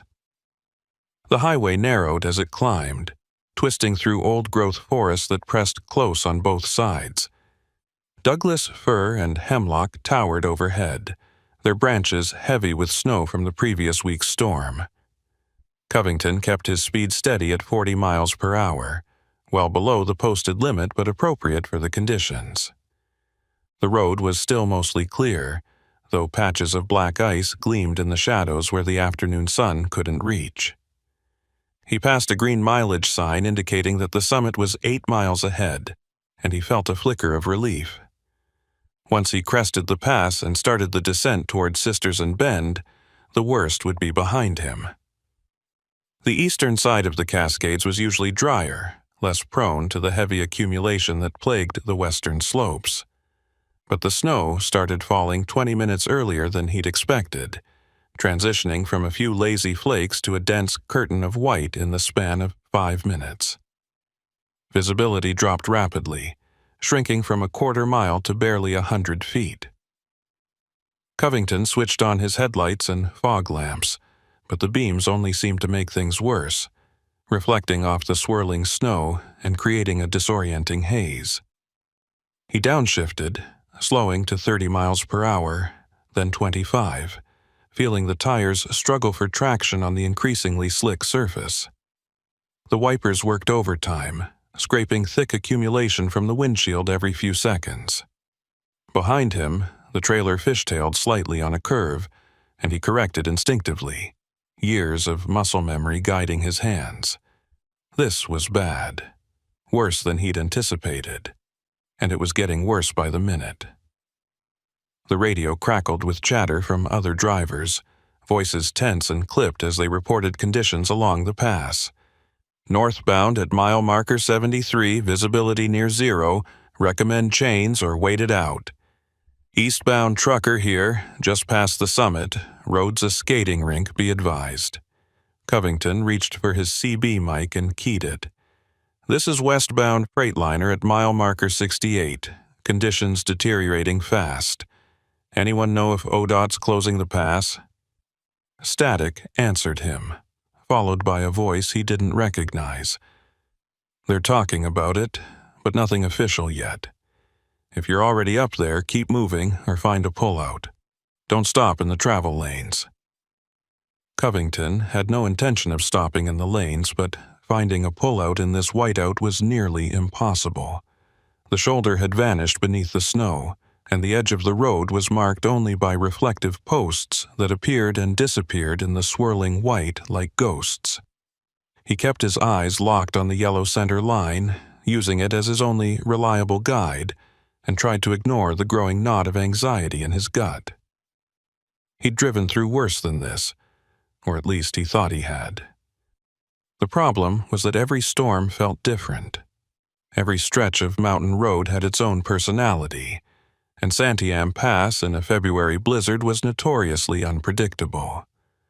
Then, without warning, the Freightliner's rear wheels broke traction. Covington felt the trailer begin to swing out to the left, the weight of the cargo pulling it into a skid.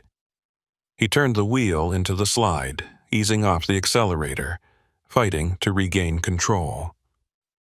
For a few terrifying seconds, the entire rig slid sideways across both lanes, the trailer threatening to jackknife. Covington's hands moved with practiced precision, feathering the brakes, adjusting the steering, doing everything his decades of experience had taught him. The truck straightened out, momentum bleeding away, and he brought it to a controlled stop on what he hoped was the shoulder. His heart hammered in his chest, adrenaline flooding his system. He'd avoided disaster by inches, maybe less. He sat there for a moment, hands still gripping the wheel, breathing hard.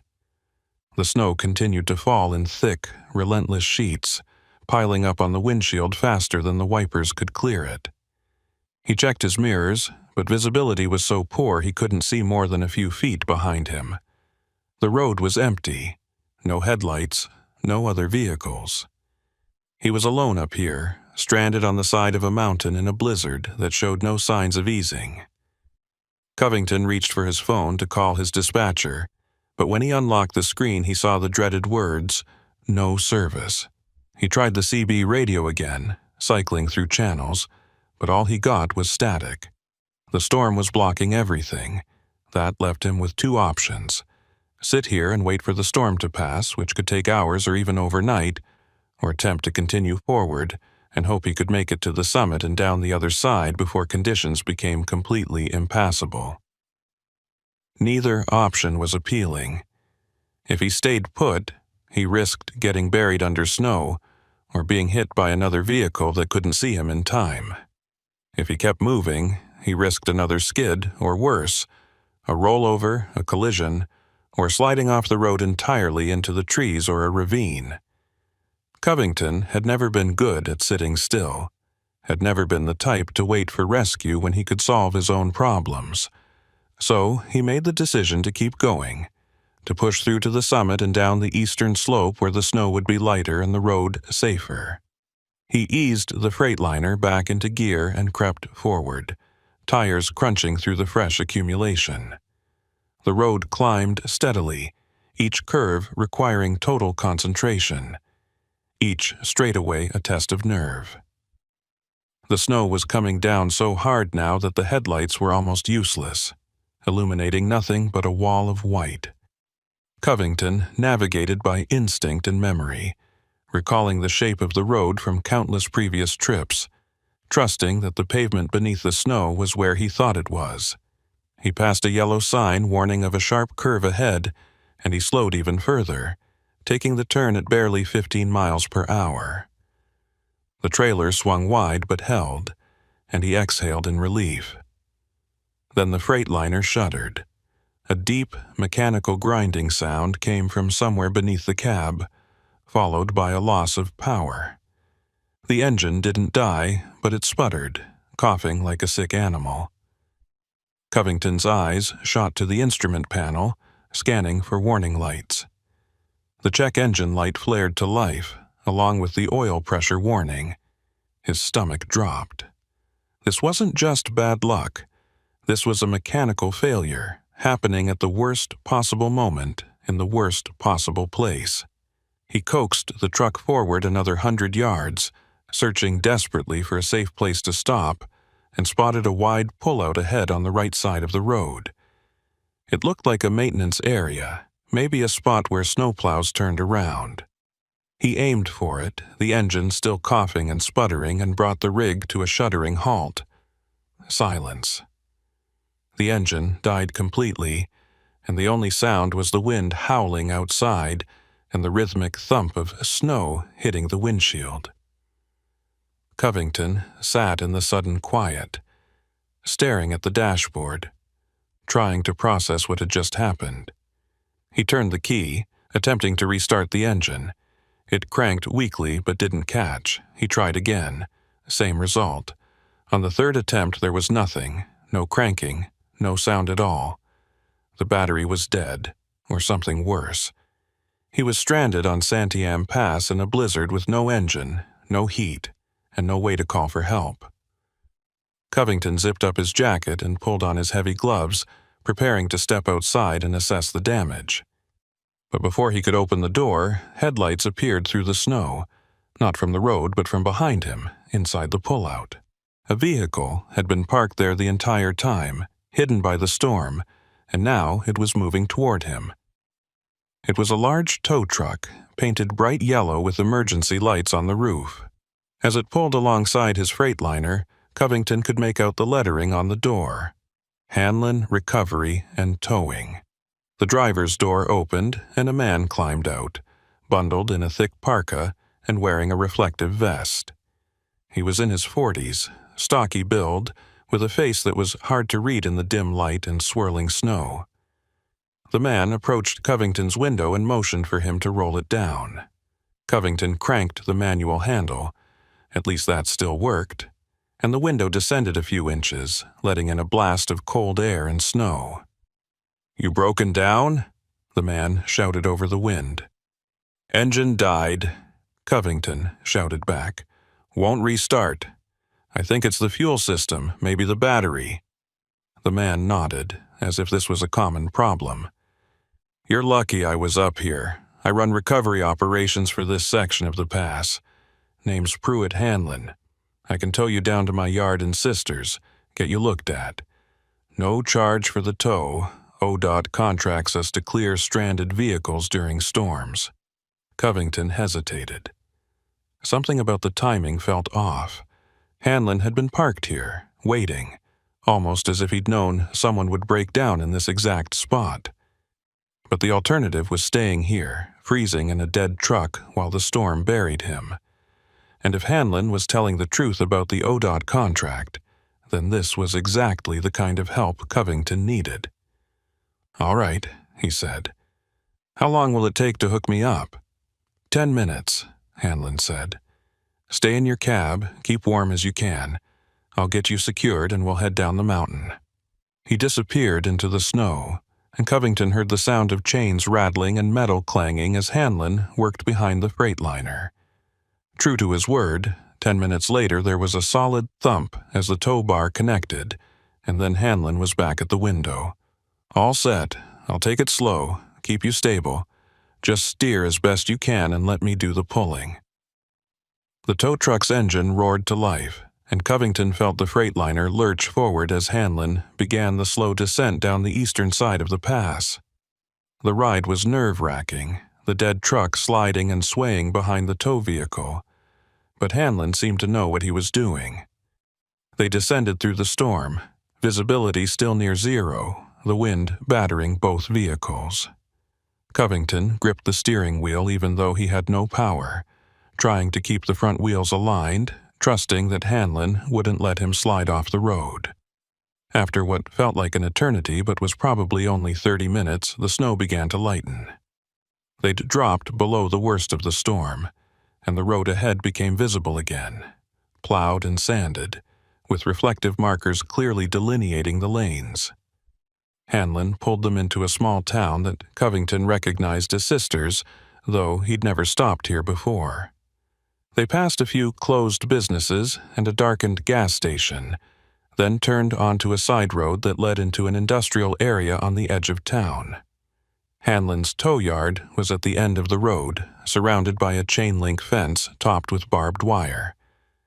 The yard itself was large, filled with vehicles in various states of disrepair. Wrecked cars, abandoned trucks, rusted equipment covered in snow. Hanlon guided the Freightliner through the open gate and parked it near a large metal building that looked like a combination garage and office. He climbed out of the tow truck and walked back to Covington's window. "We'll get you sorted out in the morning," Hanlon said.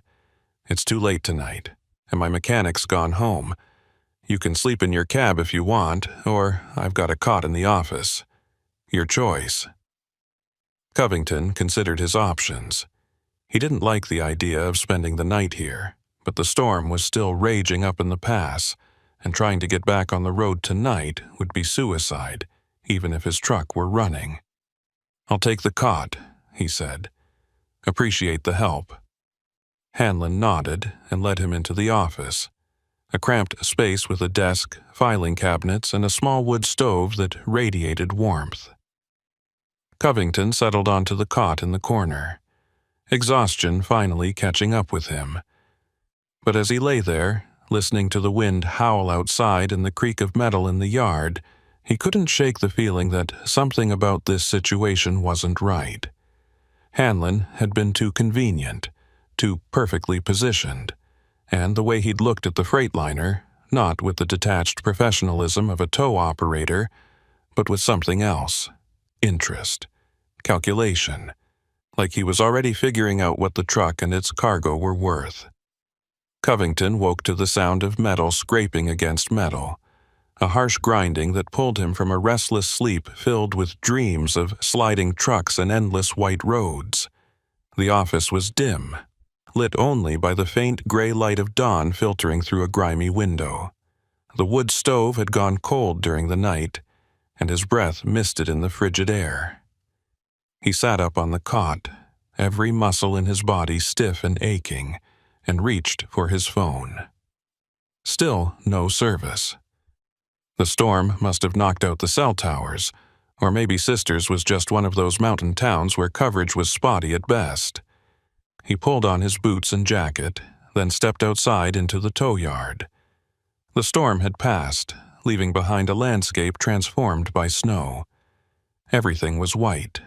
The vehicles, the ground, the roofs of the buildings, all buried under at least a foot of fresh powder. The sky was clear now, a brilliant blue that seemed almost unnatural after the claustrophobic grayness of the blizzard. Covington's breath plumed in the cold air as he walked toward the source of the noise. His Freightliner was parked where Hanlon had left it the night before, but now the hood was open and someone was working inside the engine compartment. Covington approached cautiously, boots crunching through the snow, and saw Hanlon bent over the engine, tools spread out on the fender. The tow operator looked up as Covington drew near, his face smudged with grease. "Morning," Hanlon said, his tone casual but his eyes watchful. "Figured I'd take a look at your engine while you were sleeping. Wanted to see what we're dealing with." Covington stopped a few feet away, crossing his arms against the cold. "Find anything?" "Fuel pumps shot," Hanlon said, straightening up and wiping his hands on a rag. "Looks like it seized up, probably from contaminated fuel, or maybe just age. Hard to say without tearing it apart. You're going to need a replacement, and that's not something I keep in stock for a rig this size. I can order the part, but it'll take 3, maybe 4 days to get here." 3 or 4 days. Covington's delivery window was already blown. He was supposed to be in Bend yesterday afternoon. His dispatcher would be furious, the client even more so, but there was nothing he could do about it now. "What's the damage going to cost me?" Hanlon tilted his head as if calculating. "Fuel pump for a Freightliner this model runs about $800 plus labor. Call it $1,200 total, give or take. I can start working on it as soon as the part arrives. In the meantime, you're welcome to stay here, or I can arrange a ride for you to Bend if you need to deal with your client." $1,200 wasn't catastrophic, but it was more than Covington wanted to spend, especially since his company's insurance had a high deductible for mechanical failures. He'd have to eat most of the cost himself. "I'll stay here," he said. "I need to be with my truck." The cargo's valuable, and I'm not leaving it unattended. Suit yourself, Hanlon said. He closed the hood and gathered his tools, tossing them into a metal toolbox. There's a diner in town, about a mile down the road. You can walk there, or I can give you a lift if you need breakfast. Coffee here's terrible, trust me. Covington nodded. I'll walk, need to stretch my legs anyway. He glanced around the yard, taking in the rows of damaged vehicles, the high fence, the isolation. You run this place by yourself? Mostly, Hanlon said. I've got a mechanic who comes in a few days a week, and a guy who helps with heavy tows when I need it. But yeah, it's pretty much just me. Been doing this for 15 years, ever since I moved up here from California. It's good work, steady anyway. Mountain roads keep me busy, especially in winter. There was something in Hanlon's tone that Covington couldn't quite place. Pride, maybe, or satisfaction. The kind of voice someone uses when they talk about a business they've built from nothing. But there was also a guardedness, a careful quality to his words, as if he were measuring each sentence before speaking it. Covington had spent enough years on the road reading people, dispatchers, dock workers, other drivers, to recognize when someone was holding something back. Hanlon was friendly enough, professional even, but there was a wall behind his eyes that Covington couldn't see past. All right, Covington said. I'll head into town, make some calls, let my dispatcher know what's going on. You'll call me when the part comes in? Absolutely, Hanlon said. He pulled a business card from his pocket and handed it over. That's my cell number. I'll keep you updated. Covington took the card and walked toward the gate, which stood open despite the early hour. As he stepped through onto the side road, he glanced back over his shoulder. Hanlon was standing beside the freightliner, staring at the trailer with that same calculating expression Covington had noticed the night before. The tow operator seemed to realize he was being watched and quickly turned away, busying himself with locking the toolbox. Covington kept walking, but the unease in his gut deepened. Something was off about this whole situation, and he couldn't shake the feeling that Hanlon's interest in his truck went beyond a simple tow and repair job. The walk into Sisters took 20 minutes, long enough for Covington to work some warmth back into his limbs and clear his head. The town was small, maybe a few thousand people, with the main street lined with shops and cafes that catered to tourists heading to the ski resorts farther west. The diner Hanlon had mentioned was easy to find, a low building with a neon sign that read High Desert Cafe, its windows fogged with condensation. Covington pushed through the door into a wave of warmth and the smell of coffee and bacon. The place was half full, mostly locals judging by their work clothes and weathered faces. He took a seat at the counter and ordered coffee and eggs, then pulled out his phone. Still no service. The waitress, a woman in her 60s with kind eyes and gray hair pulled back in a bun, noticed his frustration. "Cell towers are down," she said, pouring his coffee. "Storm knocked them out last night. Should be back up by this afternoon, but you never know. You stuck here?" "Truck broke down on the pass," Covington said. "Getting it fixed at Hanlon's place." The waitress's expression shifted slightly, not quite a frown, but something close. "Hanlon's yard, huh? How much is he charging you?" $1,200 for a fuel pump and labor. She set the coffee pot down and leaned against the counter, lowering her voice. "That's steep. I'm not saying Pruitt's dishonest, but he's got a reputation for finding problems that maybe weren't there before. You might want to get a second opinion before you let him start tearing into your engine." Covington felt a cold knot form in his stomach. "You think he's scamming me?" The waitress shrugged. "I'm not accusing anyone of anything. But there have been other drivers who came through here with breakdowns, got towed to his yard and ended up paying more than they expected. Some of them said their trucks were running fine before they hit the pass, then suddenly they weren't. Could be coincidence.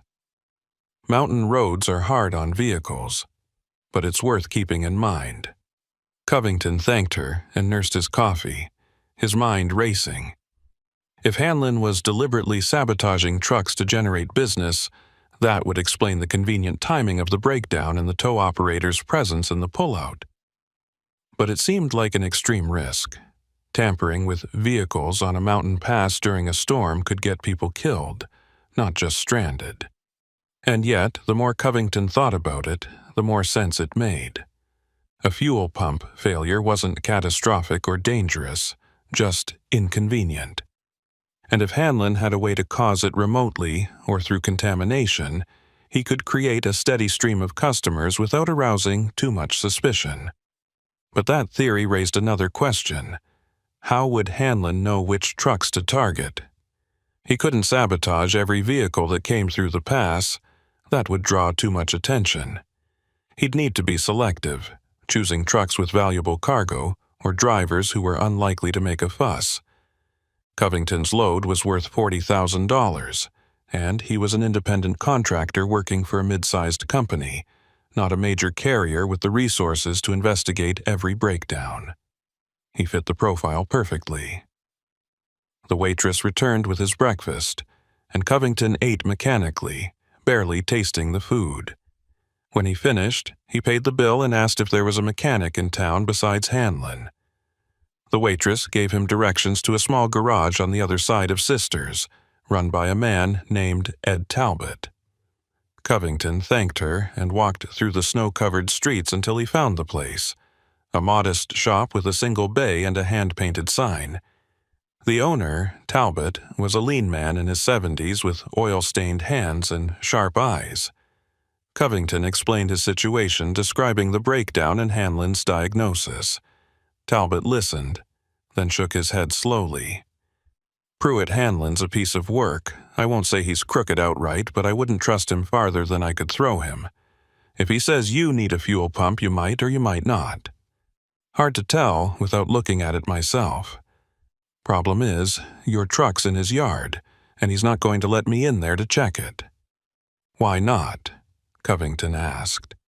Because he knows I'd call him out if he was pulling something, Talbot said. Look, I've been working on trucks in this town for 50 years. I've seen guys like Hanlon come and go. They set up shop, run a clean operation for a while, then start cutting corners or finding ways to pad the bills. Some of them get caught, some don't. Hanlon's smart. He keeps things just legal enough that no one can prove anything. But I've had drivers come to me after dealing with him, and the stories they tell, let's just say I wouldn't let him touch my vehicle. Covington felt the knot in his stomach tighten. So, what do? I can't just leave my truck there. You could file a complaint with the state. Get an inspector out here to look at it, Talbot said. But that'll take days, maybe weeks, and in the meantime your truck's sitting in his yard racking up storage fees. Or you could pay him, get your truck back, and chalk it up to bad luck. Neither option's great, but those are your choices. Covington thanked Talbot and walked back toward the tow yard, his mind churning. He needed evidence, something concrete that would prove Hanlon was running a scam. But how was he supposed to get it? He couldn't sneak into the yard at night. The fence was topped with barbed wire and probably alarmed. He couldn't confront Hanlon directly without risking his truck or his cargo, and he couldn't just walk away, not with $40,000 of equipment sitting unguarded in a yard run by someone he didn't trust. As he approached the gate, he saw a pickup truck parked near the office, a battered Ford with mud-caked fenders and a rusted tailgate. A woman was standing beside it, talking to Hanlon through the office window. She was in her 40s, dressed in ranch clothes, jeans, a heavy coat, work boots, with dark hair pulled back under a knit cap. Covington slowed his pace, lingering near the fence, trying to overhear the conversation without being obvious. "I'm telling you, Pruitt, that truck was running fine when I brought it in last week," the woman was saying, her voice sharp with frustration. "Now you're saying it needs a new transmission? That's a $5,000 repair." "I didn't break it, Dinah," Hanlon replied, his tone patient but firm. "I'm just telling you what I found. The transmission's shot. You can get a second opinion if you want, but you'll pay me for the diagnostic either way." The woman, Dinah, shook her head in disgust. "This is the third time in 2 years I've had a vehicle break down right after you towed it. You think I don't see the pattern? You're running some kind of scam, and I'm done with it. I'm calling the state police." Hanlon's expression didn't change, but his voice hardened. "You do that, but until they show up, your truck stays in my yard, and the storage fees keep adding up. You want it back, you pay what you owe. Simple as that." Dinah stared at him for a long moment, then turned and stalked toward the gate. Covington stepped aside as she passed, and their eyes met briefly. She looked angry, yes, but also defeated, as if she'd been fighting this battle for a long time and knew she wasn't going to win. Covington waited until she'd climbed into a second vehicle, an old sedan parked on the street, and driven away before approaching the office. Hanlon was back at his desk filling out paperwork, and he looked up as Covington entered. "Get breakfast?" Hanlon asked, his tone as casual as ever. "Yeah," Covington said. He hesitated, then decided to test the waters. "Ran into someone at the diner who mentioned you've had some complaints. Drivers saying they got overcharged." Hanlon's expression didn't flicker. "People complain about everything. Comes with the business. If I fixed their truck for free, they'd complain about the wait time. If I did it overnight, they'd complain about the quality. You can't please everyone." "Fair enough," Covington said. He glanced out the window at his Freightliner, still parked where he'd left it. "When do you think that fuel pump will arrive?" "Ordered it this morning," Hanlon said. "Should be here Thursday, maybe Friday if there are shipping delays. I'll call you as soon as it's in." Covington nodded and left the office, his mind made up. He wasn't going to sit around waiting for Hanlon to fix his truck or make the problem worse. He needed to find a way to inspect the Freightliner himself, see if the fuel pump really was broken or if Hanlon had tampered with it. And he needed to do it without Hanlon knowing. That meant waiting until dark, when the yard was closed and Hanlon had gone home. It was risky, possibly illegal, but Covington couldn't see any other option. He wasn't going to let himself be scammed, and he wasn't going to let his cargo sit in a yard run by someone he didn't trust. He spent the rest of the day walking around Sisters, killing time and planning his move. He bought supplies at a small hardware store, a flashlight, a set of basic tools, and a pair of bolt cutters in case he needed to get through the fence. He found a motel on the edge of town and checked in, paying cash to avoid leaving a paper trail. The room was cheap and drafty, with thin walls and a sagging bed, but it would do. As evening fell and the temperature dropped, Covington sat by the window, watching the street outside and waiting for full darkness. His phone finally regained service around 8 o'clock, and he immediately called his dispatcher to explain the situation. The conversation was tense. His dispatcher was unhappy about the delay and the cost, but there was nothing to be done now except wait for the repair and hope the client didn't cancel the contract. By 10 o'clock, the town was quiet. Covington pulled on his jacket and gloves, grabbed the flashlight and tools, and walked back toward the tow yard. The streets were deserted, most of the businesses closed, only a few streetlights casting pools of yellow light on the snow. The yard's gate was locked, as he'd expected, and the office was dark. No vehicles in the lot, no sign of Hanlon. Covington circled the fence looking for a way in that wouldn't require cutting through the barbed wire. On the far side, he found a section where the chain link had sagged, creating a gap near the ground just large enough to squeeze through if he was careful. He dropped to his stomach and wriggled under the fence, the cold snow soaking through his clothes, then stood up on the other side, brushing himself off. The yard was eerie at night, the wrecked vehicles casting long shadows in the moonlight. Covington moved quickly but quietly, staying low and avoiding the open areas where he'd be visible from the street. His Freightliner was parked near the back, beside the garage building. He approached it cautiously, checking the cab door, locked as he'd left it. He used his key to open it and climbed inside, then popped the hood release. The metal creaked loudly in the silence, and Covington froze, listening. No sounds except the wind and the distant hum of traffic on the highway. He slid back out of the cab and raised the hood, shining his flashlight into the engine compartment. The fuel pump was right where it should be, bolted to the engine block. Covington leaned in, examining it closely. The casing was intact, no visible cracks or damage. He checked the fuel lines, looking for signs of contamination or tampering. Everything looked normal, too normal. If the pump had really failed catastrophically, as Hanlon had claimed, there should be evidence. Leaked fuel, burnt wiring, something, but there was nothing. Covington's suspicion deepened.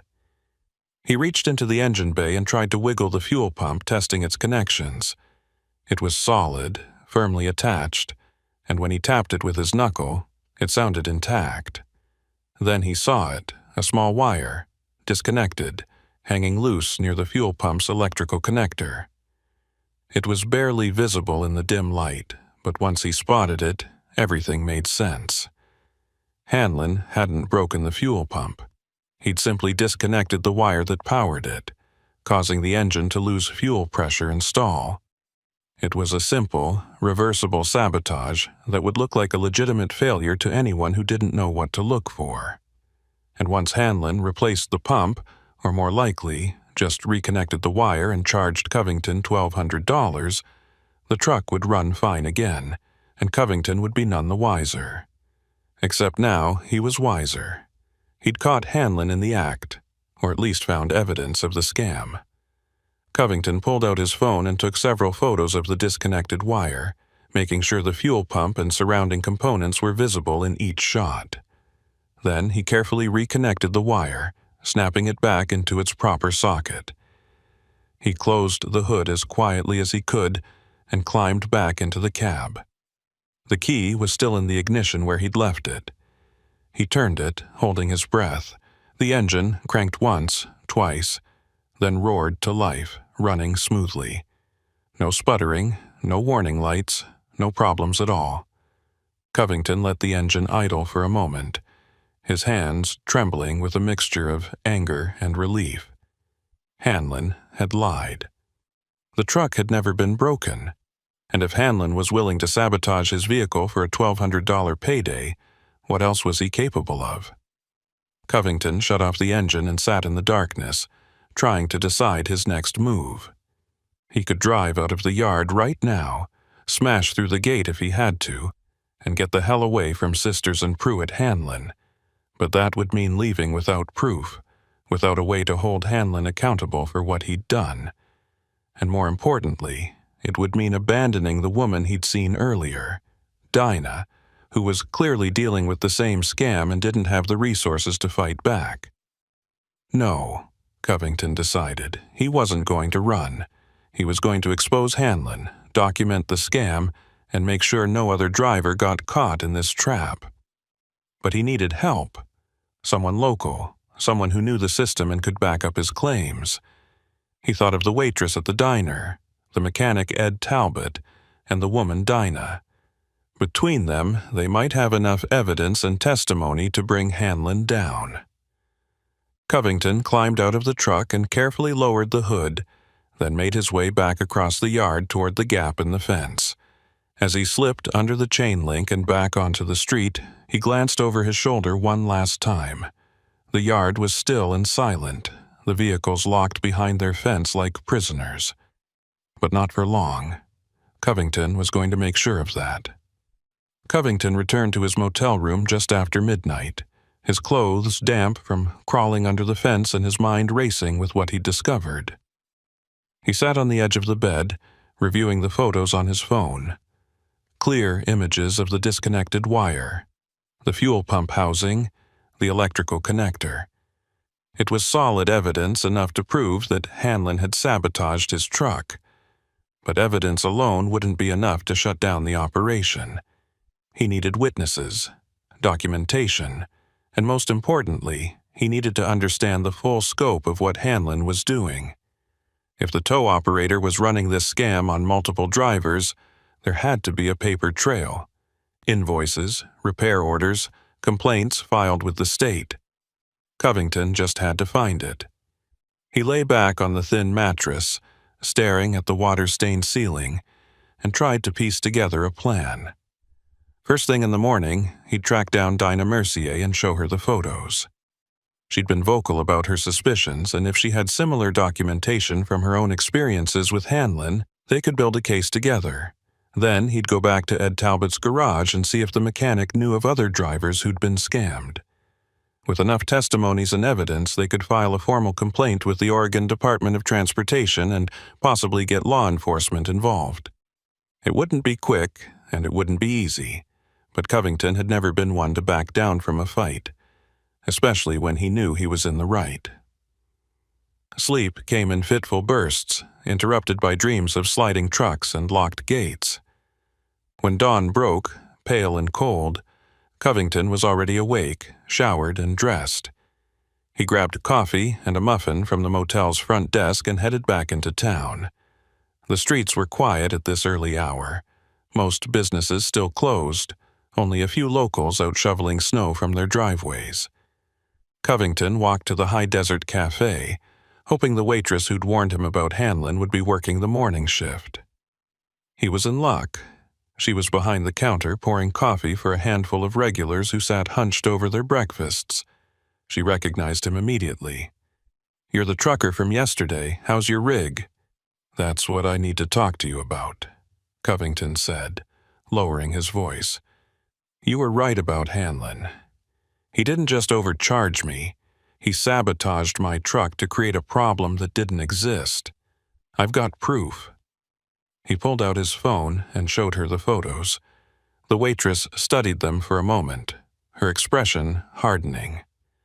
"I knew it," she said quietly. "I've suspected for years, but no one's ever had the guts to call him out. Most drivers just pay up and leave, too worried about missing their deadlines to make a fuss." She glanced around the diner, making sure no one was listening, then leaned closer. "There's a woman you need to talk to, Dinah Mercier. She runs a cattle ranch about 10 miles outside town. Hanlon's pulled the same stunt on her multiple times, always finding expensive problems with her vehicles right after he tows them. She's been documenting everything, keeping records, but she hasn't been able to get anyone to take her seriously. If you've got hard evidence, she'll want to see it." "How do I find her?" Covington asked. The waitress grabbed a napkin and scribbled directions. "Take Highway 20 east. Turn onto Cloverdale Road. Follow it about 3 miles until you see the sign for Mercier Ranch. Can't miss it. Big wooden gate with a cattle brand burned into it. Tell her Betty from the cafe sent you." She handed him the napkin, then added, "Be careful. Hanlon's got friends in this town. People who profit from his business look the other way when questions get asked. If he finds out you're poking around, he might do more than just overcharge you." Covington thanked her and left the cafe, climbing into his rental car, a beat-up sedan he'd arranged through a local garage after explaining his situation. The drive to Mercier Ranch took 20 minutes. The highway cleared of snow, but icy in patches where the morning sun hadn't yet reached. He turned onto Cloverdale Road, a narrow 2-lane that wound through open fields and stands of juniper. The ranch appeared exactly as Betty had described it. A sprawling property with white-painted fences, a large barn, several outbuildings, and a 2-story house with smoke rising from the chimney. Covington pulled up to the gate, which was closed but not locked, and got out to open it. As he drove through, a pair of border collies came bounding across the yard, barking, but not aggressive, tails wagging. Dinah Mercier emerged from the barn. wiping her hands on a rag. She was dressed in the same work clothes Covington had seen her wearing the day before. Jeans, boots, a heavy canvas jacket. Her expression was guarded as she approached, clearly wondering who this stranger was and what he wanted. "Can I help you?" she asked, her tone polite but wary. "My name's Lyle Covington. I'm a trucker. Got stranded on Santiam Pass 2 days ago, and Pruitt Hanlon towed me to his yard. Betty at the cafe told me I should talk to you." He paused, watching her reaction. The mention of Hanlon's name made her jaw tighten. "What about Hanlon?" she asked. "He sabotaged my truck," Covington said bluntly. "Disconnected a wire to make it look like the fuel pump failed, then quoted me $1,200 for a repair I didn't need. I've got photos proving it. Betty said you've been dealing with the same thing." Dinah's eyes narrowed, but there was a spark of interest now, a flicker of vindication. "Come inside," she said. "We need to talk." The house was warm and cluttered in the way of working ranches. Boots by the door, coats hung on pegs, a stack of feed catalogs on the kitchen table. Dinah poured 2 cups of coffee and sat down across from Covington, motioning for him to show her the photos. He handed over his phone, and she scrolled through the images slowly, studying each one. When she finished, she set the phone down and leaned back in her chair, exhaling slowly.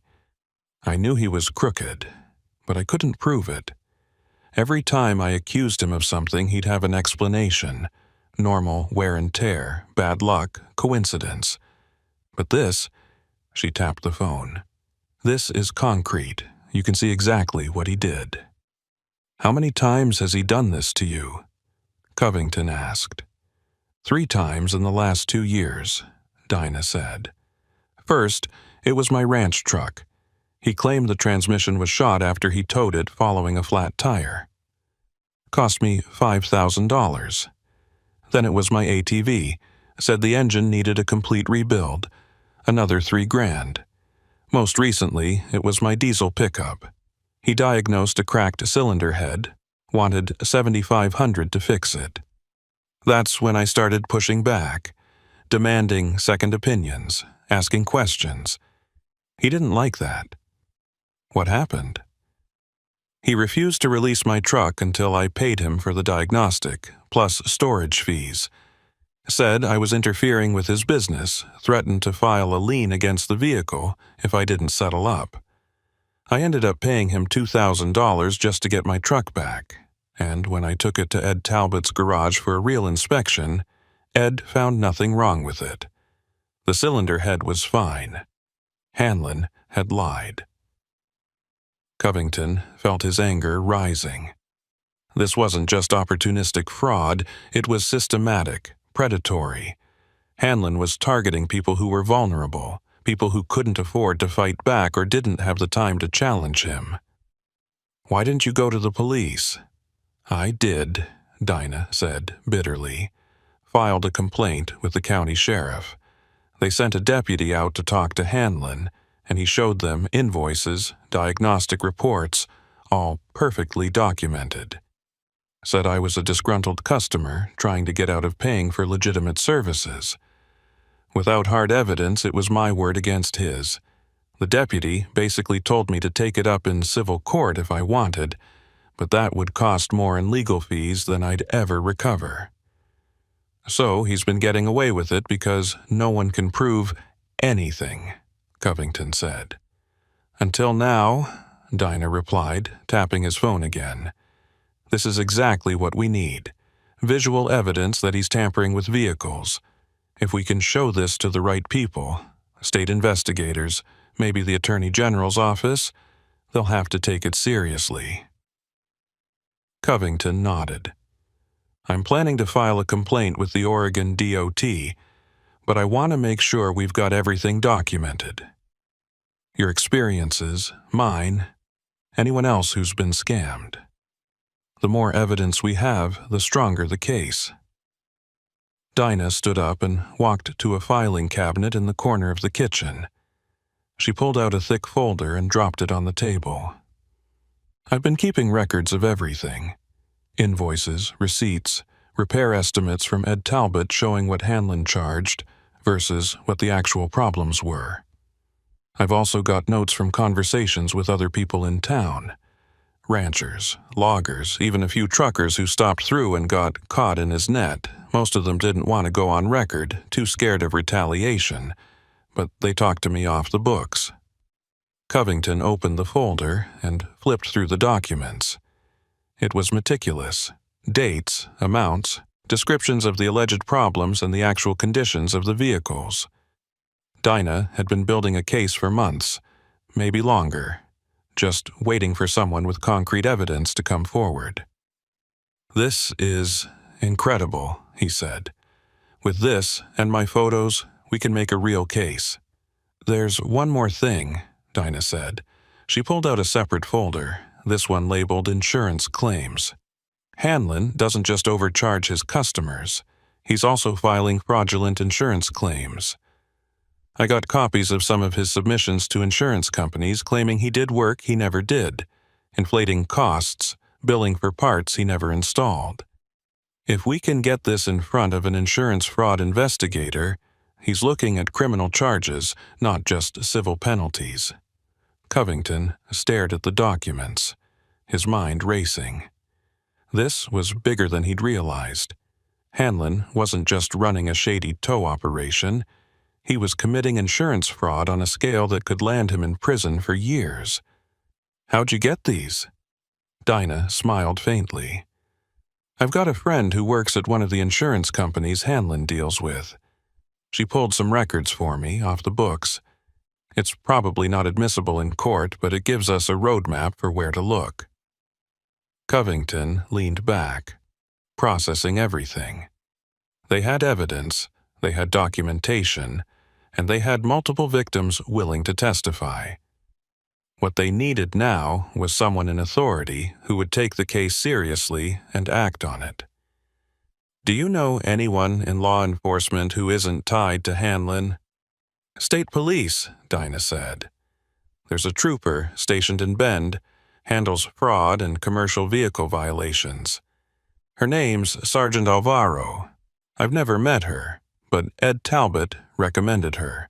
Said she's thorough and doesn't play favorites. If we can get a meeting with her, show her what we've got, she'll investigate." "Then that's our next step," Covington said. He pulled out his phone and started typing notes, organizing the information they'd gathered. "We'll drive to Bend today, meet with Sergeant Alvaro and lay it all out. If she agrees to open an investigation, we'll give her everything. Your folder, my photos, statements from anyone who's willing to go on record." Dinah nodded, but her expression was troubled. "You realize this is going to take time, right? Investigations like this can drag on for months. In the meantime, Hanlon's still operating, still scamming people. And if he finds out we're coming after him, he might destroy evidence or skip town." "Then we move fast," Covington said. "We document everything today, file the complaint, and let the state police handle the rest. Once they start digging, Hanlon won't be able to cover his tracks." They spent the next hour organizing the evidence, making copies of Dinah's records and compiling a timeline of incidents. Covington added his own statement, detailing the breakdown on Santiam Pass, the tow to Hanlon's yard, the fraudulent diagnosis, and his discovery of the disconnected wire. By mid-morning, they had a comprehensive package that would be hard for any investigator to ignore.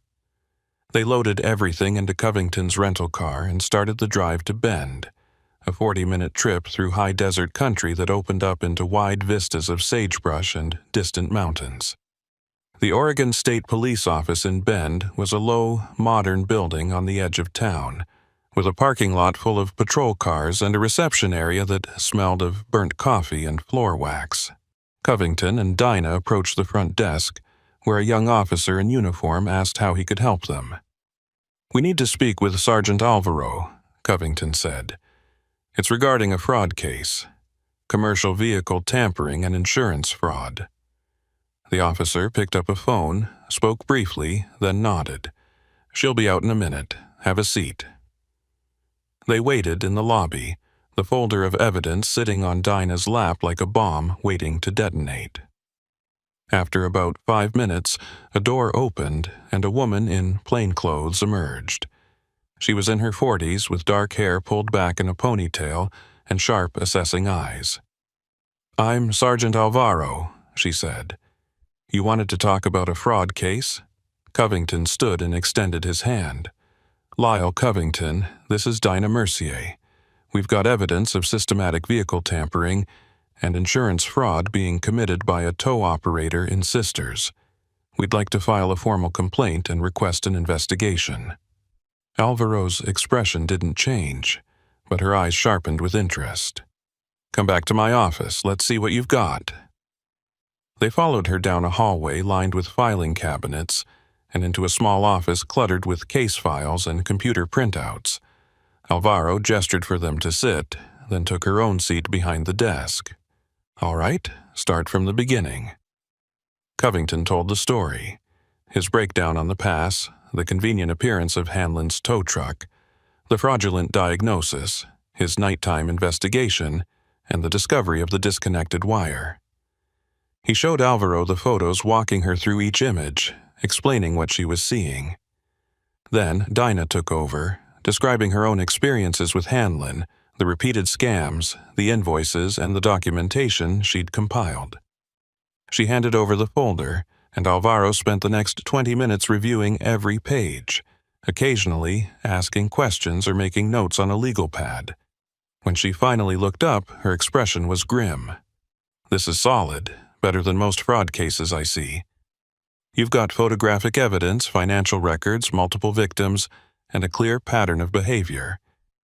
I can open an investigation immediately, and based on what you're showing me, I'll recommend criminal charges: vehicle tampering, fraud, possibly racketeering if we can prove he's been doing this systematically over multiple years." Covington felt a wave of relief. "What happens next?" "I'll contact the county prosecutor's office and brief them on the case," Alvaro said. "We'll need to get search warrants for Hanlon's property, his yard, his office, his financial records. We'll also need to interview other victims, collect additional evidence, and document the full scope of his operation. This is going to take time, probably several weeks at minimum. In the meantime, I need both of you to avoid any contact with Hanlon. Don't confront him. Don't tip him off that we're investigating. If he suspects we're coming, he'll start covering his tracks." "What about my truck?" Covington asked. "It's still in his yard." Alvaro considered this. "We'll include it in the search warrant. Once we execute the warrant, we'll secure all vehicles on the property as evidence. You'll get your truck back, but it might take a few days. Can you live with that?" Covington nodded. He'd already missed his delivery deadline, and his dispatcher had reassigned the load. A few more days wouldn't make much difference at this point. "I can live with it." "Good," Alvaro said. She stood and shook both their hands.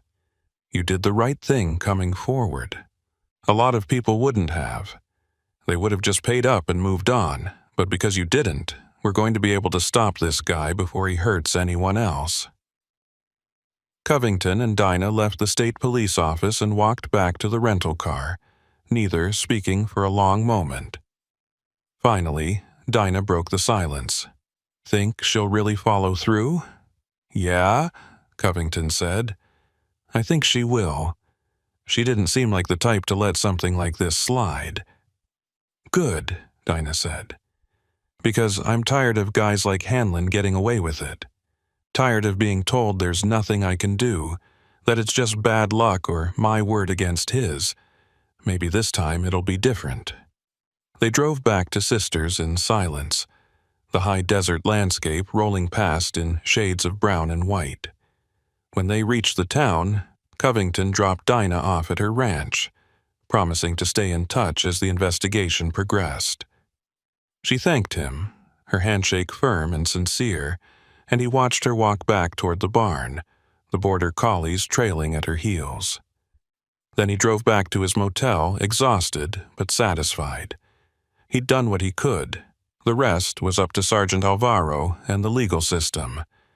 3 days later, just before dawn, a convoy of state police vehicles descended on Hanlon's tow yard. Sergeant Alvaro led the operation, armed with search warrants and a team of investigators. They found exactly what Covington and Dinah had suspected: a systematic operation built on fraud. Hanlon's office records revealed dozens of inflated invoices, fake repair orders, and insurance claims for work never performed. His computer contained spreadsheets tracking which vehicles to target, based on their cargo value and the likelihood that the drivers would pay without questioning the charges. In the garage, investigators found tools specifically designed for quickly disconnecting electrical components without leaving obvious signs of tampering: wire pullers, specialized pliers, magnetic clamps. Most damning of all, they found a notebook in Hanlon's desk drawer, filled with handwritten notes documenting his methods. He'd been refining his scam for years, learning from mistakes, adapting his approach based on which lies worked best and which victims were most likely to push back. The notebook read like a manual for fraud: step-by-step instructions on how to disable vehicles, how to write convincing diagnostic reports, how to intimidate customers who ask too many questions. It was arrogance, pure and simple, a belief that he was too smart to get caught. Pruitt Hanlon was arrested at his home that morning, still in his bathrobe, a cup of coffee in his hand when the officers knocked on his door. He didn't resist, didn't protest, just asked for his lawyer and remained silent through the entire booking process. The charges were extensive: 23 counts of fraud, 15 counts of vehicle tampering, 8 counts of insurance fraud, and multiple counts of racketeering and conspiracy. Bail was set at $500,000, which Hanlon couldn't make. He sat in the Deschutes County Jail for the next 6 months while prosecutors built their case. The investigation expanded quickly, revealing that Hanlon had been operating his scam for at least 7 years, possibly longer. Investigators identified 42 victims, including truckers, ranchers, loggers, and tourists passing through the area. The total financial damage exceeded $300,000. Some victims had filed complaints over the years, but without hard evidence, those complaints had gone nowhere. Now, with Covington's photos and Dinah's meticulous documentation, prosecutors had everything they needed to build an airtight case. The trial began in October, held in the Deschutes County Courthouse in Bend. Covington flew back from Oregon to testify, spending 2 days on the stand describing his experience on Santiam Pass and his discovery of the disconnected wire. Dinah testified as well, detailing her repeated encounters with Hanlon and the financial toll his fraud had taken on her ranch. Ed Talbot, the mechanic from Sisters, testified about the discrepancies between Hanlon's diagnoses and the actual condition of the vehicles he'd inspected. One by one, victims took the stand, telling similar stories of convenient breakdowns, inflated repair bills, and a tow operator who preyed on their vulnerability. The defense tried to argue that Hanlon had made honest mistakes, that mechanical failures were unpredictable, and diagnostic errors were part of the business. But the notebook destroyed that argument. There was no way to spin detailed instructions on how to sabotage vehicles as honest mistakes. The jury deliberated for less than 4 hours before returning a verdict: guilty on all counts. Pruitt Hanlon was sentenced to 12 years in state prison, with no possibility of parole for at least 6. The judge, in her sentencing remarks, noted that Hanlon had betrayed the trust of people who were stranded and vulnerable, exploiting their desperation for financial gain. She called it one of the most calculated and callous fraud schemes she'd seen in her 20 years on the bench. Hanlon showed no emotion as the sentence was read, just stared straight ahead, his face blank. Covington attended the sentencing, sitting in the back of the courtroom alongside Dinah. When it was over and Hanlon was led away in handcuffs, Dinah turned to him. "We did it," she said quietly. "We actually did it. "Yeah," Covington said. "We did." They walked out of the courthouse together into the bright October sunshine. The case had taken 8 months from start to finish, 8 months of depositions and interviews and waiting for the wheels of justice to turn. But it had been worth it. Hanlon was behind bars. His tow yard had been shut down and liquidated to pay restitution to his victims, and the scam that had terrorized drivers and locals for years was finally over.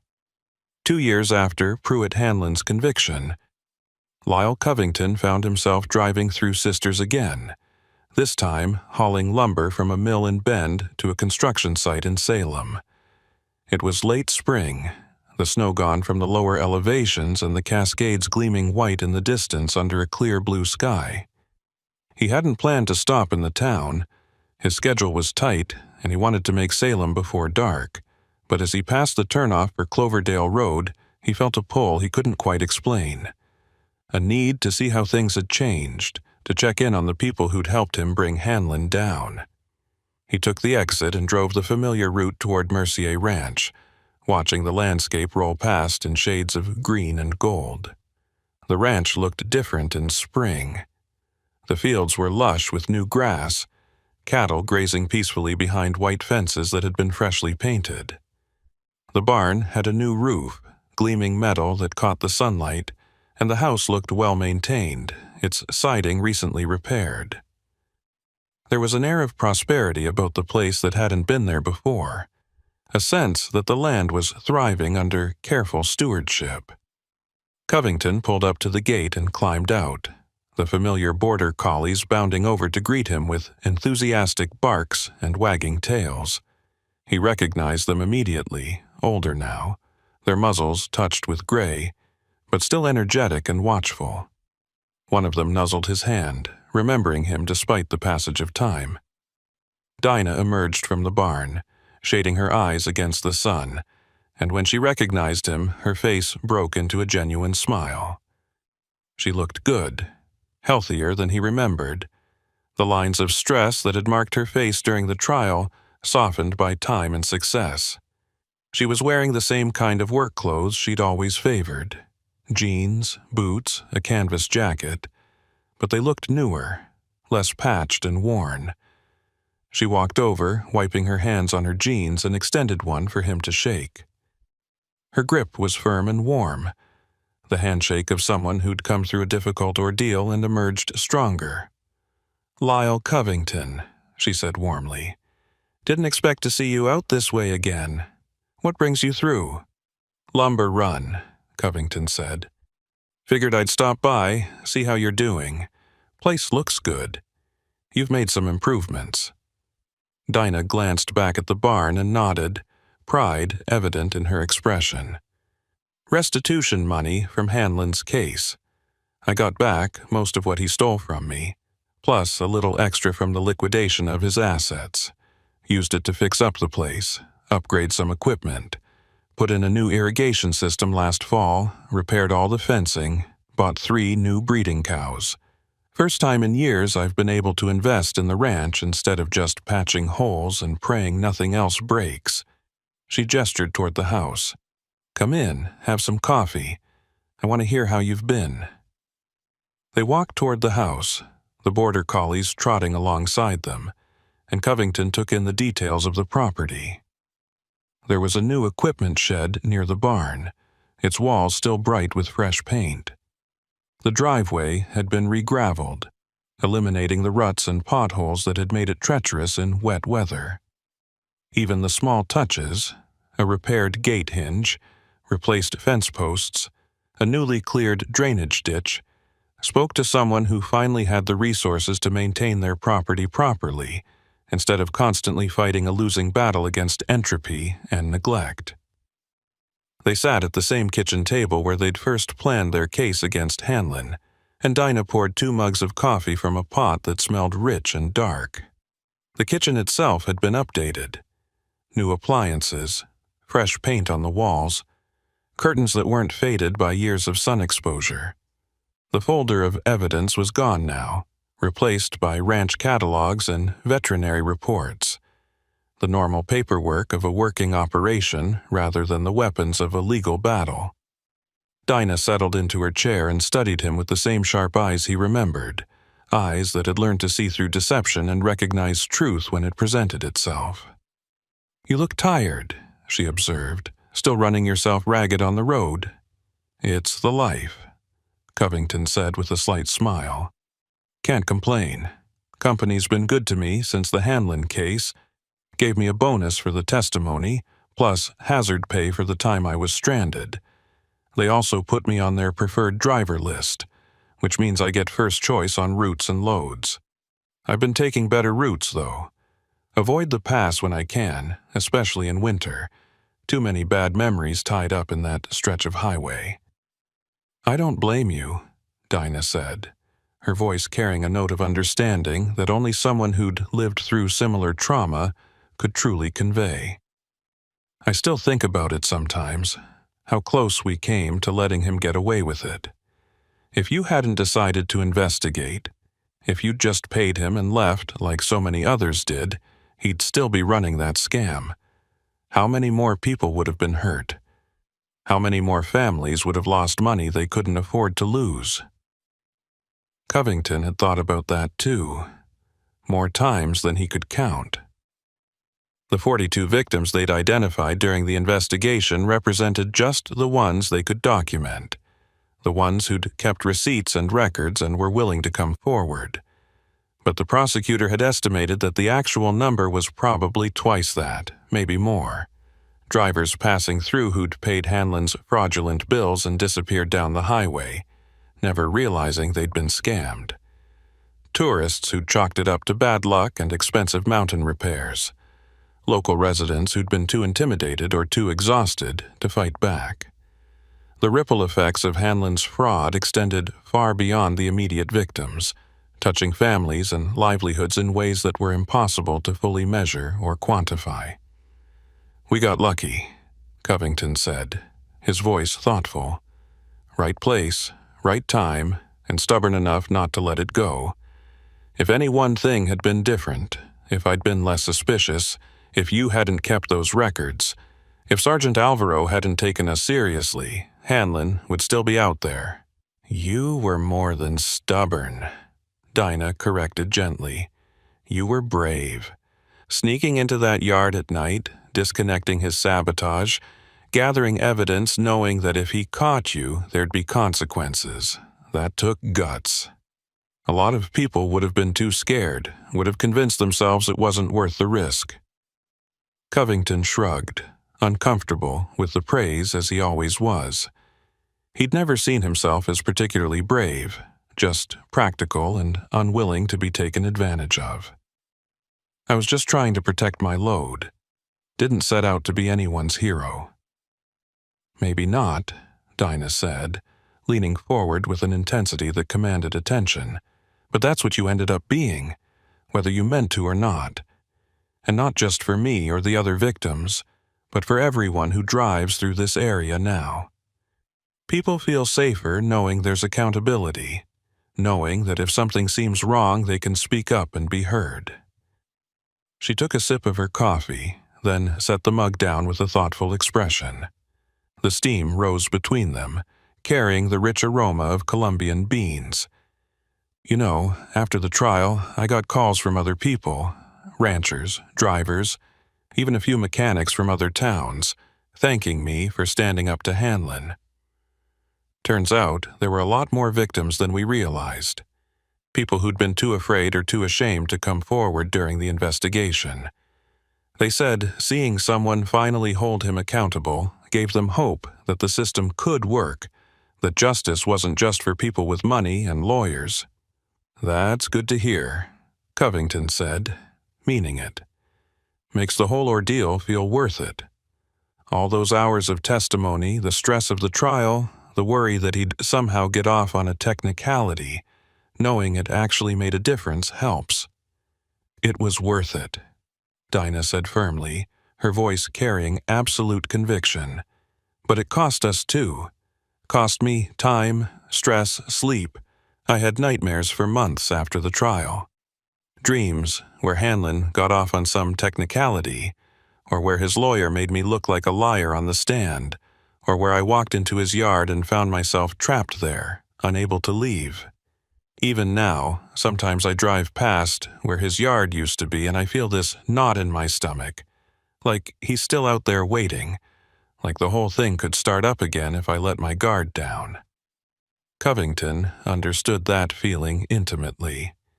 He'd experienced it himself on the handful of occasions when he'd driven through Sisters since the trial. The physical location of Hanlon's tow yard was gone, demolished, cleared, sanitized of its connection to fraud, but the psychological weight remained. Every time he passed that stretch of highway, he felt his shoulders tense, his grip on the wheel tighten, his eyes scan the roadside for tow trucks that might be lurking. It was an irrational response.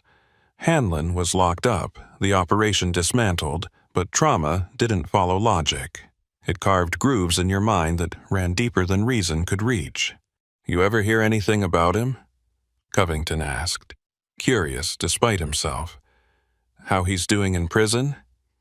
"Not much," Dinah said, her expression darkening slightly. "Sergeant Alvaro told me he's been a model prisoner.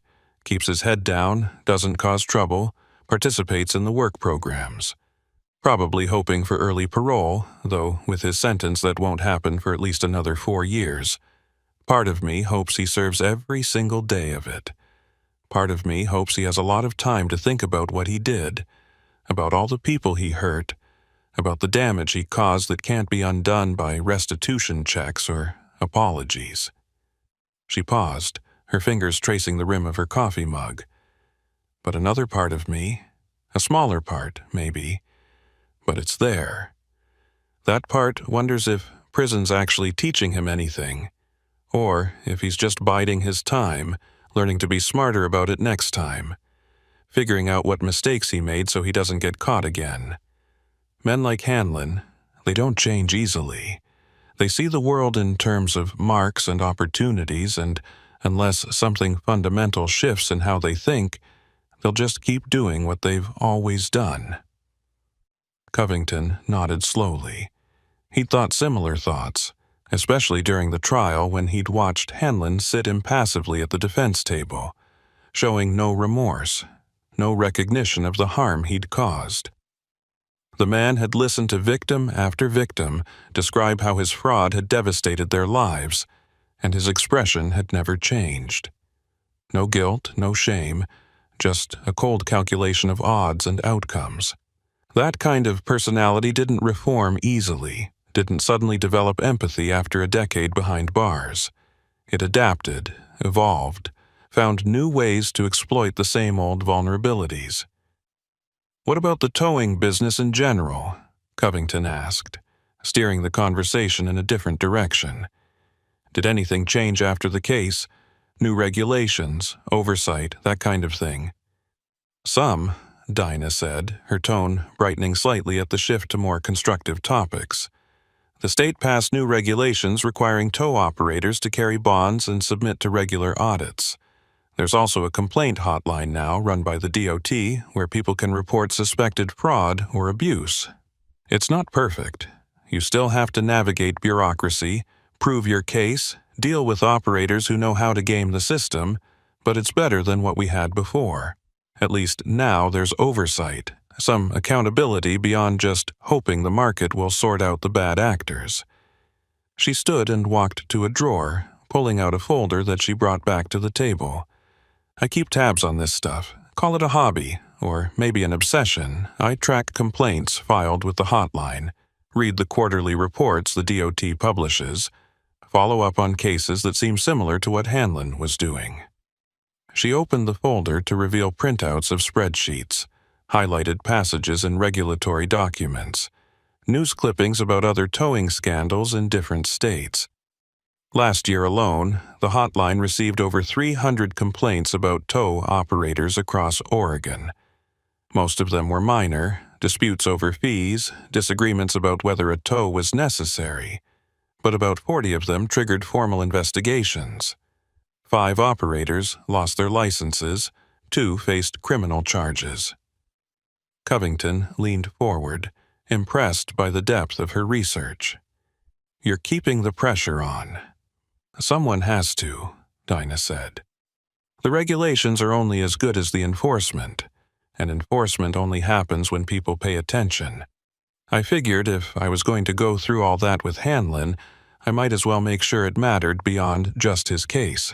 So I watch, I document, I call out patterns when I see them. Sometimes I'm ignored, sometimes people tell me I'm being paranoid, but sometimes I catch something real, and I can point investigators toward problems before they get as bad as Hanlon's operation was." She closed the folder and pushed it aside. "There's a tow operator up in Klamath Falls right now who's showing some of the same signs Hanlon did. Unusually high rates, vehicles that always seem to need expensive repairs after being towed, customers who complain but can't prove anything. I've been forwarding information to the DOT, encouraging other victims to file complaints. We'll see if it goes anywhere." Covington felt a surge of respect for this woman who'd turned her trauma into action, who'd refused to let her experience with Hanlon be the end of the story. "That's impressive, Dinah. Really impressive." She waved off the compliment, but he could see she appreciated it. "It's just staying vigilant. You do the same thing on the road, don't you? You see something that doesn't feel right, you pay attention, you take precautions. That's all I'm doing, paying attention to patterns, trusting my instincts, refusing to believe that, because we got Hanlon, the problem's solved forever." They talked for another hour, swapping stories about the past 2 years. Covington told her about some of the runs he'd made: a haul to Montana during a spring blizzard, a breakdown in Nevada that turned out to be legitimate and was fixed by an honest mechanic, a close call with a drunk driver in Idaho. Dinah told him about the ranch, the new breeding program she'd started, a difficult calving season, the ongoing battle with predators that saw her cattle as easy meals. The conversation was easy, comfortable, the kind that only happens between people who've been through something significant together and emerged with mutual respect intact. Finally, Covington glanced at his watch and realized how much time had passed. "I should get back on the road. Still got 4 hours to Salem, and I want to make it before dark. They're predicting rain tonight, and I'd rather not be driving through the valley in a downpour." Dinah walked him to the door, the border collies trailing behind, sensing his departure. As Covington stepped outside into the warm spring air, she put a hand on his arm, stopping him. "Listen, I know we didn't know each other long, and we only worked together because circumstances forced us to. But I want you to know you made a difference, not just for me, but for a lot of people. Don't forget that. Don't let the years and the miles blur what you did." Covington met her eyes and nodded, genuinely moved by her words. "You too, Dinah. Couldn't have done it without you. Your documentation, your willingness to stand up in court, that was the foundation of everything. I just provided the smoking gun. You provided the entire arsenal." They shook hands one more time, a firm clasp that carried the weight of shared experience and mutual respect.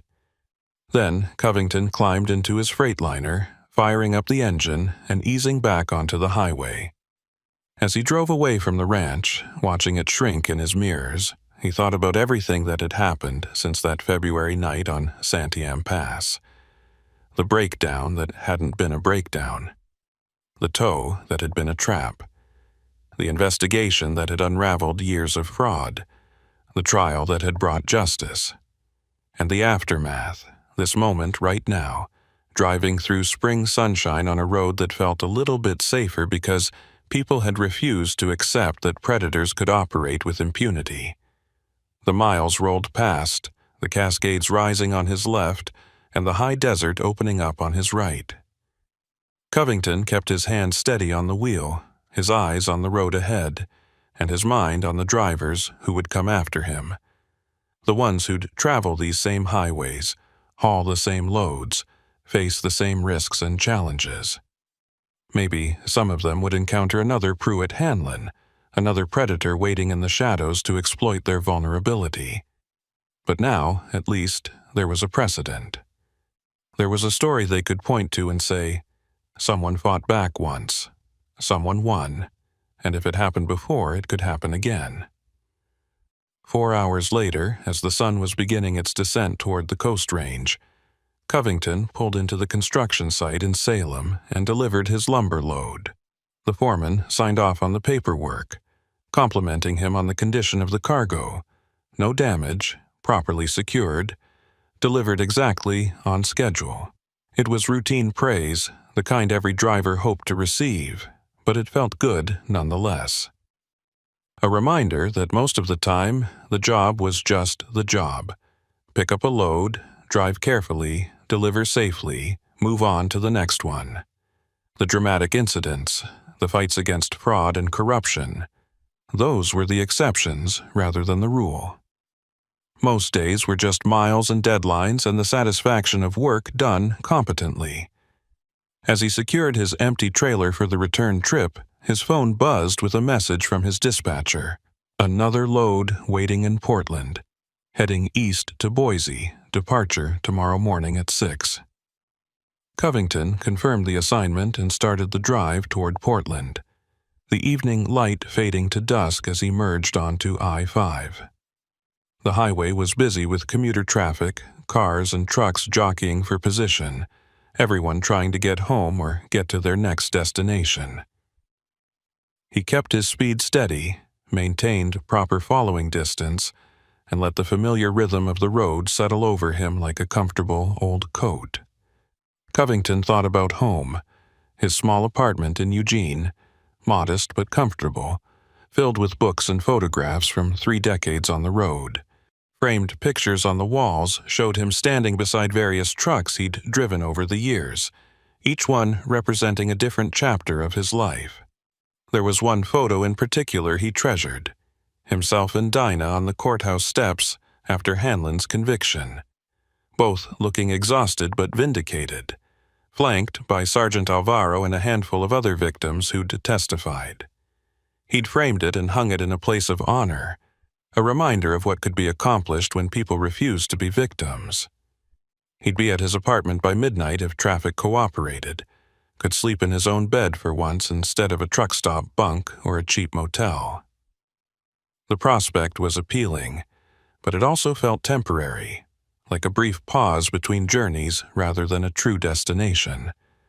The road was where he belonged, where he'd always belonged, and he knew he'd be back on it tomorrow, chasing the next load, the next deadline, the next mile. That was the life he'd chosen, and despite everything, the dangers, the stress, the encounters with people like Hanlon, he wouldn't trade it for anything. But the road had changed, or maybe he had changed, or maybe both. He no longer saw it as just a ribbon of asphalt connecting cities and towns, a blank canvas where nothing mattered except arrival and departure. He saw it now as something more complex and nuanced, a network of lives and livelihoods, a place where people were vulnerable but also resilient, where bad things happened but good people fought back. Hanlon had tried to turn the road into his personal hunting ground, a place where he could prey on the stranded and desperate without consequences. But he'd failed, brought down by a trucker who refused to be a victim and a rancher who refused to stay silent. That was the real lesson of Santiam Pass, the truth that Covington carried with him on every subsequent journey. Not that the road was dangerous, he'd always known that, but that people were stronger than the dangers they faced, stronger and more resourceful, capable of fighting back when they had to, capable of building systems and networks that protected the vulnerable instead of exploiting them. The regulations that came after Hanlon's conviction, the hotline that gave victims a voice, the increased scrutiny on tow operators, all of those things existed because people had refused to accept fraud as just the cost of doing business in remote areas. Covington reached Portland just after 10 o'clock, and navigated through the city streets to his apartment complex in the St. John's neighborhood. He parked the Freightliner in the lot reserved for commercial vehicles, locked the cab with the practiced efficiency of someone who'd performed the routine thousands of times, and walked to his unit on the second floor. Inside, everything was as he'd left it. Clean, quiet, familiar. The small space that held his life when he wasn't on the road. He dropped his bag by the door, kicked off his boots, and collapsed onto the couch, exhaustion finally catching up with him. But before he let himself drift off to sleep, he pulled out his phone and sent a text message to Dinah. Made it to Salem. Delivered clean. Thanks for the coffee and the conversation. Stay safe out there. Her response came a few minutes later. You too, Lyle. Drive careful. And thanks for stopping by. Means more than you know. Covington set the phone aside and closed his eyes, the sounds of the city filtering through the window. Distant traffic on Lombard Street. A dog barking somewhere in the neighborhood. Voices from a neighboring apartment where a family was having dinner. Normal sounds. The soundtrack of normal life. Tomorrow, he'd be back on the road, heading east through the Cascades again, probably taking Highway 20 past Sisters and Bend, maybe even past the spot where Hanlon's yard used to be. He'd drive past it, and he'd remember everything that had happened there. But he wouldn't be afraid, wouldn't let the memory poison the road for him, because the road belonged to people like him and Dinah. People who worked hard, played by the rules, and refused to let predators dictate the terms of their existence. It belonged to the honest mechanics like Ed Talbot, who called out fraud when they saw it, to the waitresses like Betty, who warned vulnerable travelers, to the investigators like Sergeant Alvaro, who took complaints seriously even when it would have been easier to dismiss them. The road was a community, held together by shared rules and mutual trust, and that community had proven it could police itself when it needed to. Years later, when Covington finally retired from trucking at the age of 65, he would look back on the Santiam Pass incident as the defining moment of his career. Not because it was the most dramatic. He'd had closer calls with weather, mechanical failures that could have been catastrophic if they'd happened at different moments, but because it had shown him what he was capable of when he refused to accept injustice. He'd spent 3 decades hauling freight across the West, facing every kind of challenge the road could throw at him. Storms, breakdowns, accidents, difficult clients, impossible deadlines. But nothing had tested his character quite like Pruitt Hanlon, and nothing had given him the same sense of lasting satisfaction as seeing justice served. The retirement party his company threw for him was held at a truck stop in Eugene, in the same diner where he'd eaten breakfast before countless runs. His dispatcher was there, along with a handful of fellow drivers who'd worked the same routes over the years. But the guest he was most surprised to see was Dinah Mercier, who'd driven 3 hours from Sisters to attend. She'd brought a gift, a framed photograph of Santiam Pass in winter. The mountains majestic and beautiful, with an inscription on the back, where you proved that one person can make a difference. Thank you for your courage. They talked for a long time that evening, catching up on the years since they'd last seen each other. Dinah's ranch had continued to thrive, and she'd become something of an advocate for rural businesses, speaking at agricultural conferences about fraud prevention and the importance of documentation. She served on a state advisory board that reviewed towing regulations, using her experience with Hanlon to push for stronger protections and better enforcement. Her testimony had helped shape new policies that made it harder for predatory operators to exploit vulnerable communities. Covington told her about his final years on the road, the changing industry, the new technologies that made trucks safer but also more complex, the younger drivers who were entering the profession without the same kind of hands-on mechanical knowledge that his generation had possessed.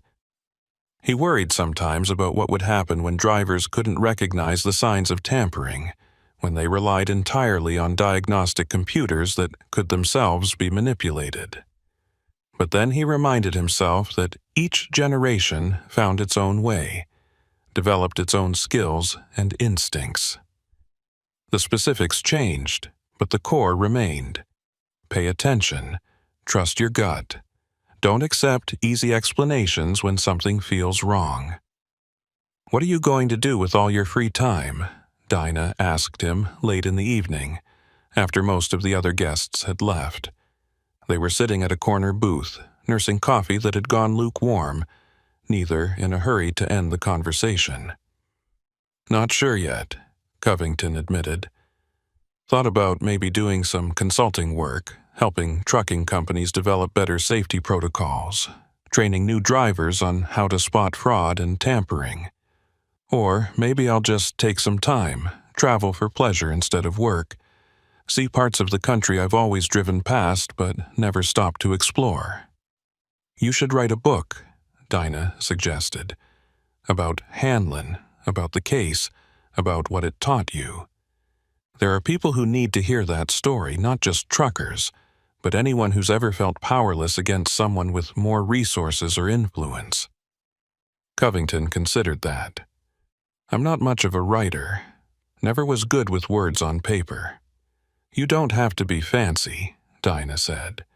"Just honest. Tell it the way you lived it, straightforward, no embellishment. That's what would make it powerful." He promised to think about it, though he wasn't sure he'd follow through. Writing felt too introspective, too focused on himself when the story had really been about all of them. Dinah, Sergeant Alvaro, the other victims, even Ed Talbot and Betty the waitress. Everyone who'd played a part in bringing Hanlon down. But maybe that was exactly why the story deserved to be told, because it demonstrated what was possible when ordinary people decided to act. Months after his retirement, Covington did start writing, though not a book. He wrote letters instead, to young drivers his former company hired, sharing lessons from his decades on the road. He wrote about recognizing mechanical problems before they became dangerous, about reading weather patterns, about managing fatigue. And he wrote about Santiam Pass, about trusting your instincts when something felt wrong, about the importance of documentation and persistence when fighting fraud. The letters were popular enough that his old dispatcher started sharing them with new hires, and eventually they were compiled into a training manual that the company distributed widely. Dinah Mercier continued to run her ranch, building it into one of the most successful cattle operations in Central Oregon. But she also became a voice for rural businesses dealing with predatory practices, testifying before the state legislature multiple times on proposed regulations affecting towing, vehicle repair, and consumer protection. Her story, and Covington's, became case studies used in law enforcement training programs across the country, examples of how ordinary people could take down sophisticated fraud operations through persistence, courage, and meticulous documentation. She never forgot the trucker who'd stopped at her gate that spring morning 2 years after the trial, photos in hand and evidence gathered, ready to fight when most people would have just paid and moved on. And Covington never forgot the rancher who'd spent years documenting abuse, waiting with the patience of someone who understood that justice sometimes moved slowly, but could be made to move if you pushed hard enough and refused to give up. Their paths didn't cross often after that retirement party. Both were busy with their own lives, separated by geography and the demands of daily existence. But they stayed in touch through occasional phone calls and emails, checking in on each other, sharing updates about developments in the ongoing fight against predatory towing practices. When Dinah learned of another suspicious towing operation, she'd call Covington for advice on how to approach it. When Covington heard from a young driver who'd been scammed, he'd put them in touch with Dinah, who'd walk them through the documentation process. The network they'd inadvertently created, victims helping victims, experienced advocates guiding newcomers through the system, became a model for other regions dealing with similar problems. Consumer protection advocates in Washington and Idaho reached out, asking for advice on building similar support networks. Law enforcement agencies incorporated their methods into training programs. The ripple effects of that February night on Santiam Pass continued spreading, touching lives and changing systems in ways neither of them could have fully anticipated. Sergeant Alvaro, who'd taken their complaint seriously when others might have dismissed it, went on to head the Oregon State Police's Commercial Crimes Unit. She used the Hanlon case as a template for investigating similar scams, training other investigators on the warning signs of vehicle tampering fraud, the importance of listening to victims even when their claims seemed implausible, and the value of building comprehensive cases that left no room for defendants to slip through procedural cracks. Her work led to the identification and prosecution of 3 other tow operators running similar schemes in different parts of the state, dismantling what investigators came to call the Breakdown Network, a loose confederation of unethical operators who preyed on travelers in remote areas. The highway through Santiam Pass continued to challenge drivers every winter, its steep grades and sharp curves demanding respect and skill. Avalanche warnings were posted regularly, chain requirements enforced strictly, and the Oregon Department of Transportation maintained increased vigilance over the area after the Hanlon case highlighted how vulnerable stranded motorists could be. But the way stations and tow companies that served the pass operated under stricter scrutiny now. Their activities monitored and audited in ways that made fraud harder to commit and easier to detect. Drivers passing through Sisters still broke down occasionally. It was inevitable, given the harsh conditions and the mechanical realities of pushing heavy vehicles through mountain terrain. But they had resources now, hotlines to call if they suspected fraud, regulations that protected them from predatory practices, a community of fellow drivers who shared information about which operators were trustworthy and which ones to avoid. The road was safer, not because the dangers had disappeared. Mountains would always be mountains.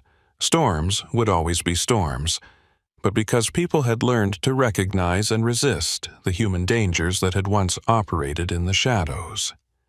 On cold February nights, when snow fell heavy on the pass and visibility dropped to near zero, truckers sometimes told stories about the driver who'd been stranded in a blizzard and discovered a scam that had been running for years. The details varied depending on who was telling the story. Sometimes the trucker was younger or older, sometimes the scam was even more elaborate. Sometimes the villain got away or faced worse punishment. But the core remained constant. It was a story about refusing to be a victim, about fighting back when the odds seemed impossible, about the difference one person could make when they decided that enough was enough. Lyle Covington never sought recognition for what he'd done. He didn't give interviews to trucking magazines or appear at industry safety conferences to talk about his experience with Hanlon. He simply went back to work after the trial, hauling freight across the West, doing his job with the same quiet competence he'd brought to it for 3 decades. Even in retirement, he avoided the spotlight, preferring to help quietly from the sidelines rather than positioning himself as any kind of hero or expert. But among drivers who knew the story, and there were many, because stories like that spread through the trucking community like wildfire, he was respected in a way that transcended his years of service or his safety record. He was the trucker who'd stood up when it mattered, who'd refused to let himself be scammed, who'd brought down a predator that had terrorized the mountain roads for too long. His name became shorthand for doing the right thing even when it was difficult, for trusting your instincts even when others dismissed your concerns, for persisting until justice was served. The last time Covington drove through Sisters before his retirement, he stopped at the High Desert Cafe for breakfast one final time. Betty, the waitress who'd first warned him about Hanlon all those years ago, was still working the morning shift, older now, but still sharp-eyed and quick with the coffee pot. Her hair had gone completely gray, and she moved with the slight stiffness of someone whose joints protested years of standing on hard floors. But her smile was as warm as ever. She recognized him immediately and poured his coffee without asking, then leaned against the counter with the easy familiarity of an old friend. "Heard you're retiring," she said. "End of an era. Time to let the younger drivers take over," Covington said, wrapping his hands around the warm mug. "I've done my part." "More than your part," Betty said, her voice carrying genuine respect. "What you did for this town, for all the people Hanlon hurt, that won't be forgotten. You gave us our dignity back, showed us that we didn't have to just accept being taken advantage of. That matters more than you probably realize." Covington shrugged, uncomfortable as always with praise, but he accepted it with more grace than he once would have. Age and experience had taught him to recognize when people needed to express gratitude, when accepting their thanks was actually a gift you gave them rather than something that diminished you. Just did what needed doing. Anyone else would have done the same. "That's where you're wrong," Betty said firmly. "Most people wouldn't have. Most people would have paid up, grumbled about it, and moved on. That's why what you did was special, not because it was complicated or required superhuman abilities, but because you chose to act when action was difficult and risky. That's what makes it matter."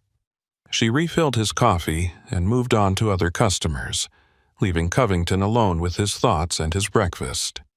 As he ate, eggs over easy, hash browns, wheat toast, the same meal he'd ordered countless times over the years, he watched the morning light spread across the mountains visible through the cafe's front windows. The Cascades were timeless, had been there long before he was born and would be there long after he was gone. They didn't care about human dramas, about fraud cases and trials and justice served. They simply existed, beautiful and indifferent, a reminder that some things endured regardless of what happened in the valley below. But the people who lived in that valley, who worked the ranches and drove the highways and served the coffee, they cared. They remembered. And because they remembered, the next person who tried what Hanlon had done would face resistance, would encounter a community that knew the warning signs and refused to be exploited.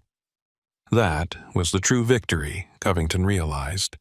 Not just stopping one predator, but creating a culture where predators couldn't operate freely, where people looked out for each other and shared information and refused to accept fraud as simply the price of doing business in remote areas. As he finished his breakfast and paid his bill, leaving a generous tip for Betty, Covington thought about all the roads he'd traveled, all the loads he'd hauled, all the miles that had passed beneath his tires. The highway had given him a life, a career, a sense of purpose. It had also given him challenges, dangers, moments of fear and doubt. But through it all, it had taught him the most important lesson, that the road belonged to everyone, and everyone had a responsibility to protect it.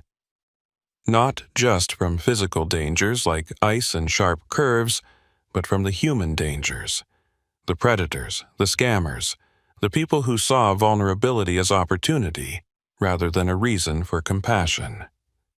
Pruitt Hanlon had tried to own a piece of that road, to make it his personal territory where he could exploit the stranded and desperate without consequence.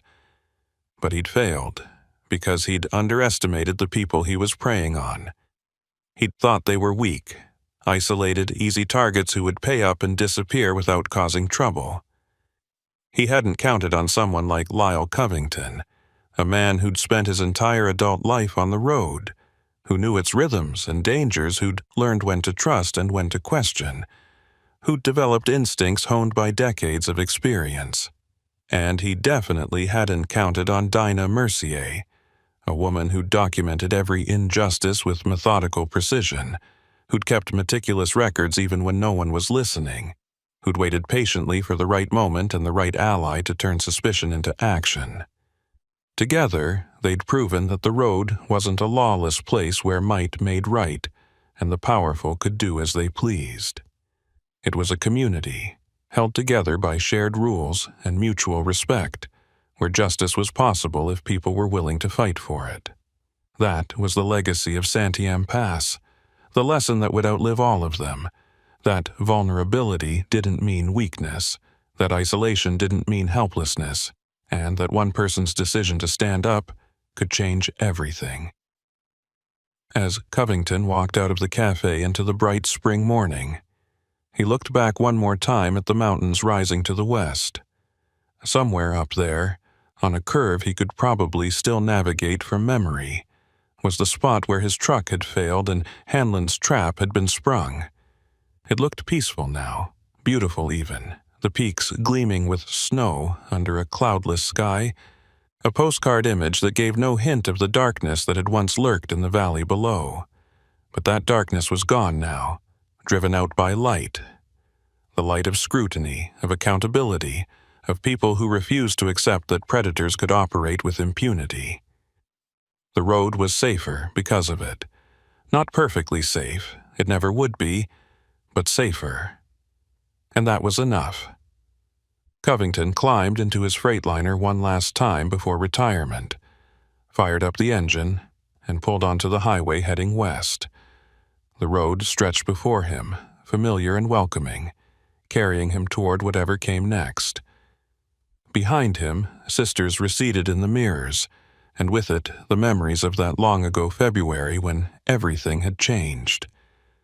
But the lessons remained, carved into him as permanently as the grooves worn into the asphalt by millions of passing tires. Pay attention. Trust your instincts. Document everything. Don't accept easy answers when something feels wrong. And most importantly, you're never as powerless as someone wants you to believe you are. Those lessons had served him well on the road, and they'd serve him well in whatever came after. The highway had been his teacher, his home, his proving ground, and in that moment on Santiam Pass, when he'd chosen to investigate rather than accept, to fight rather than submit, it had shown him exactly what he was capable of. That knowledge, that certainty that he'd stood up when it mattered, was worth more than any load he'd ever delivered, more valuable than any paycheck he'd ever earned. It was the knowledge that when faced with injustice, he hadn't looked away, and that made all the difference.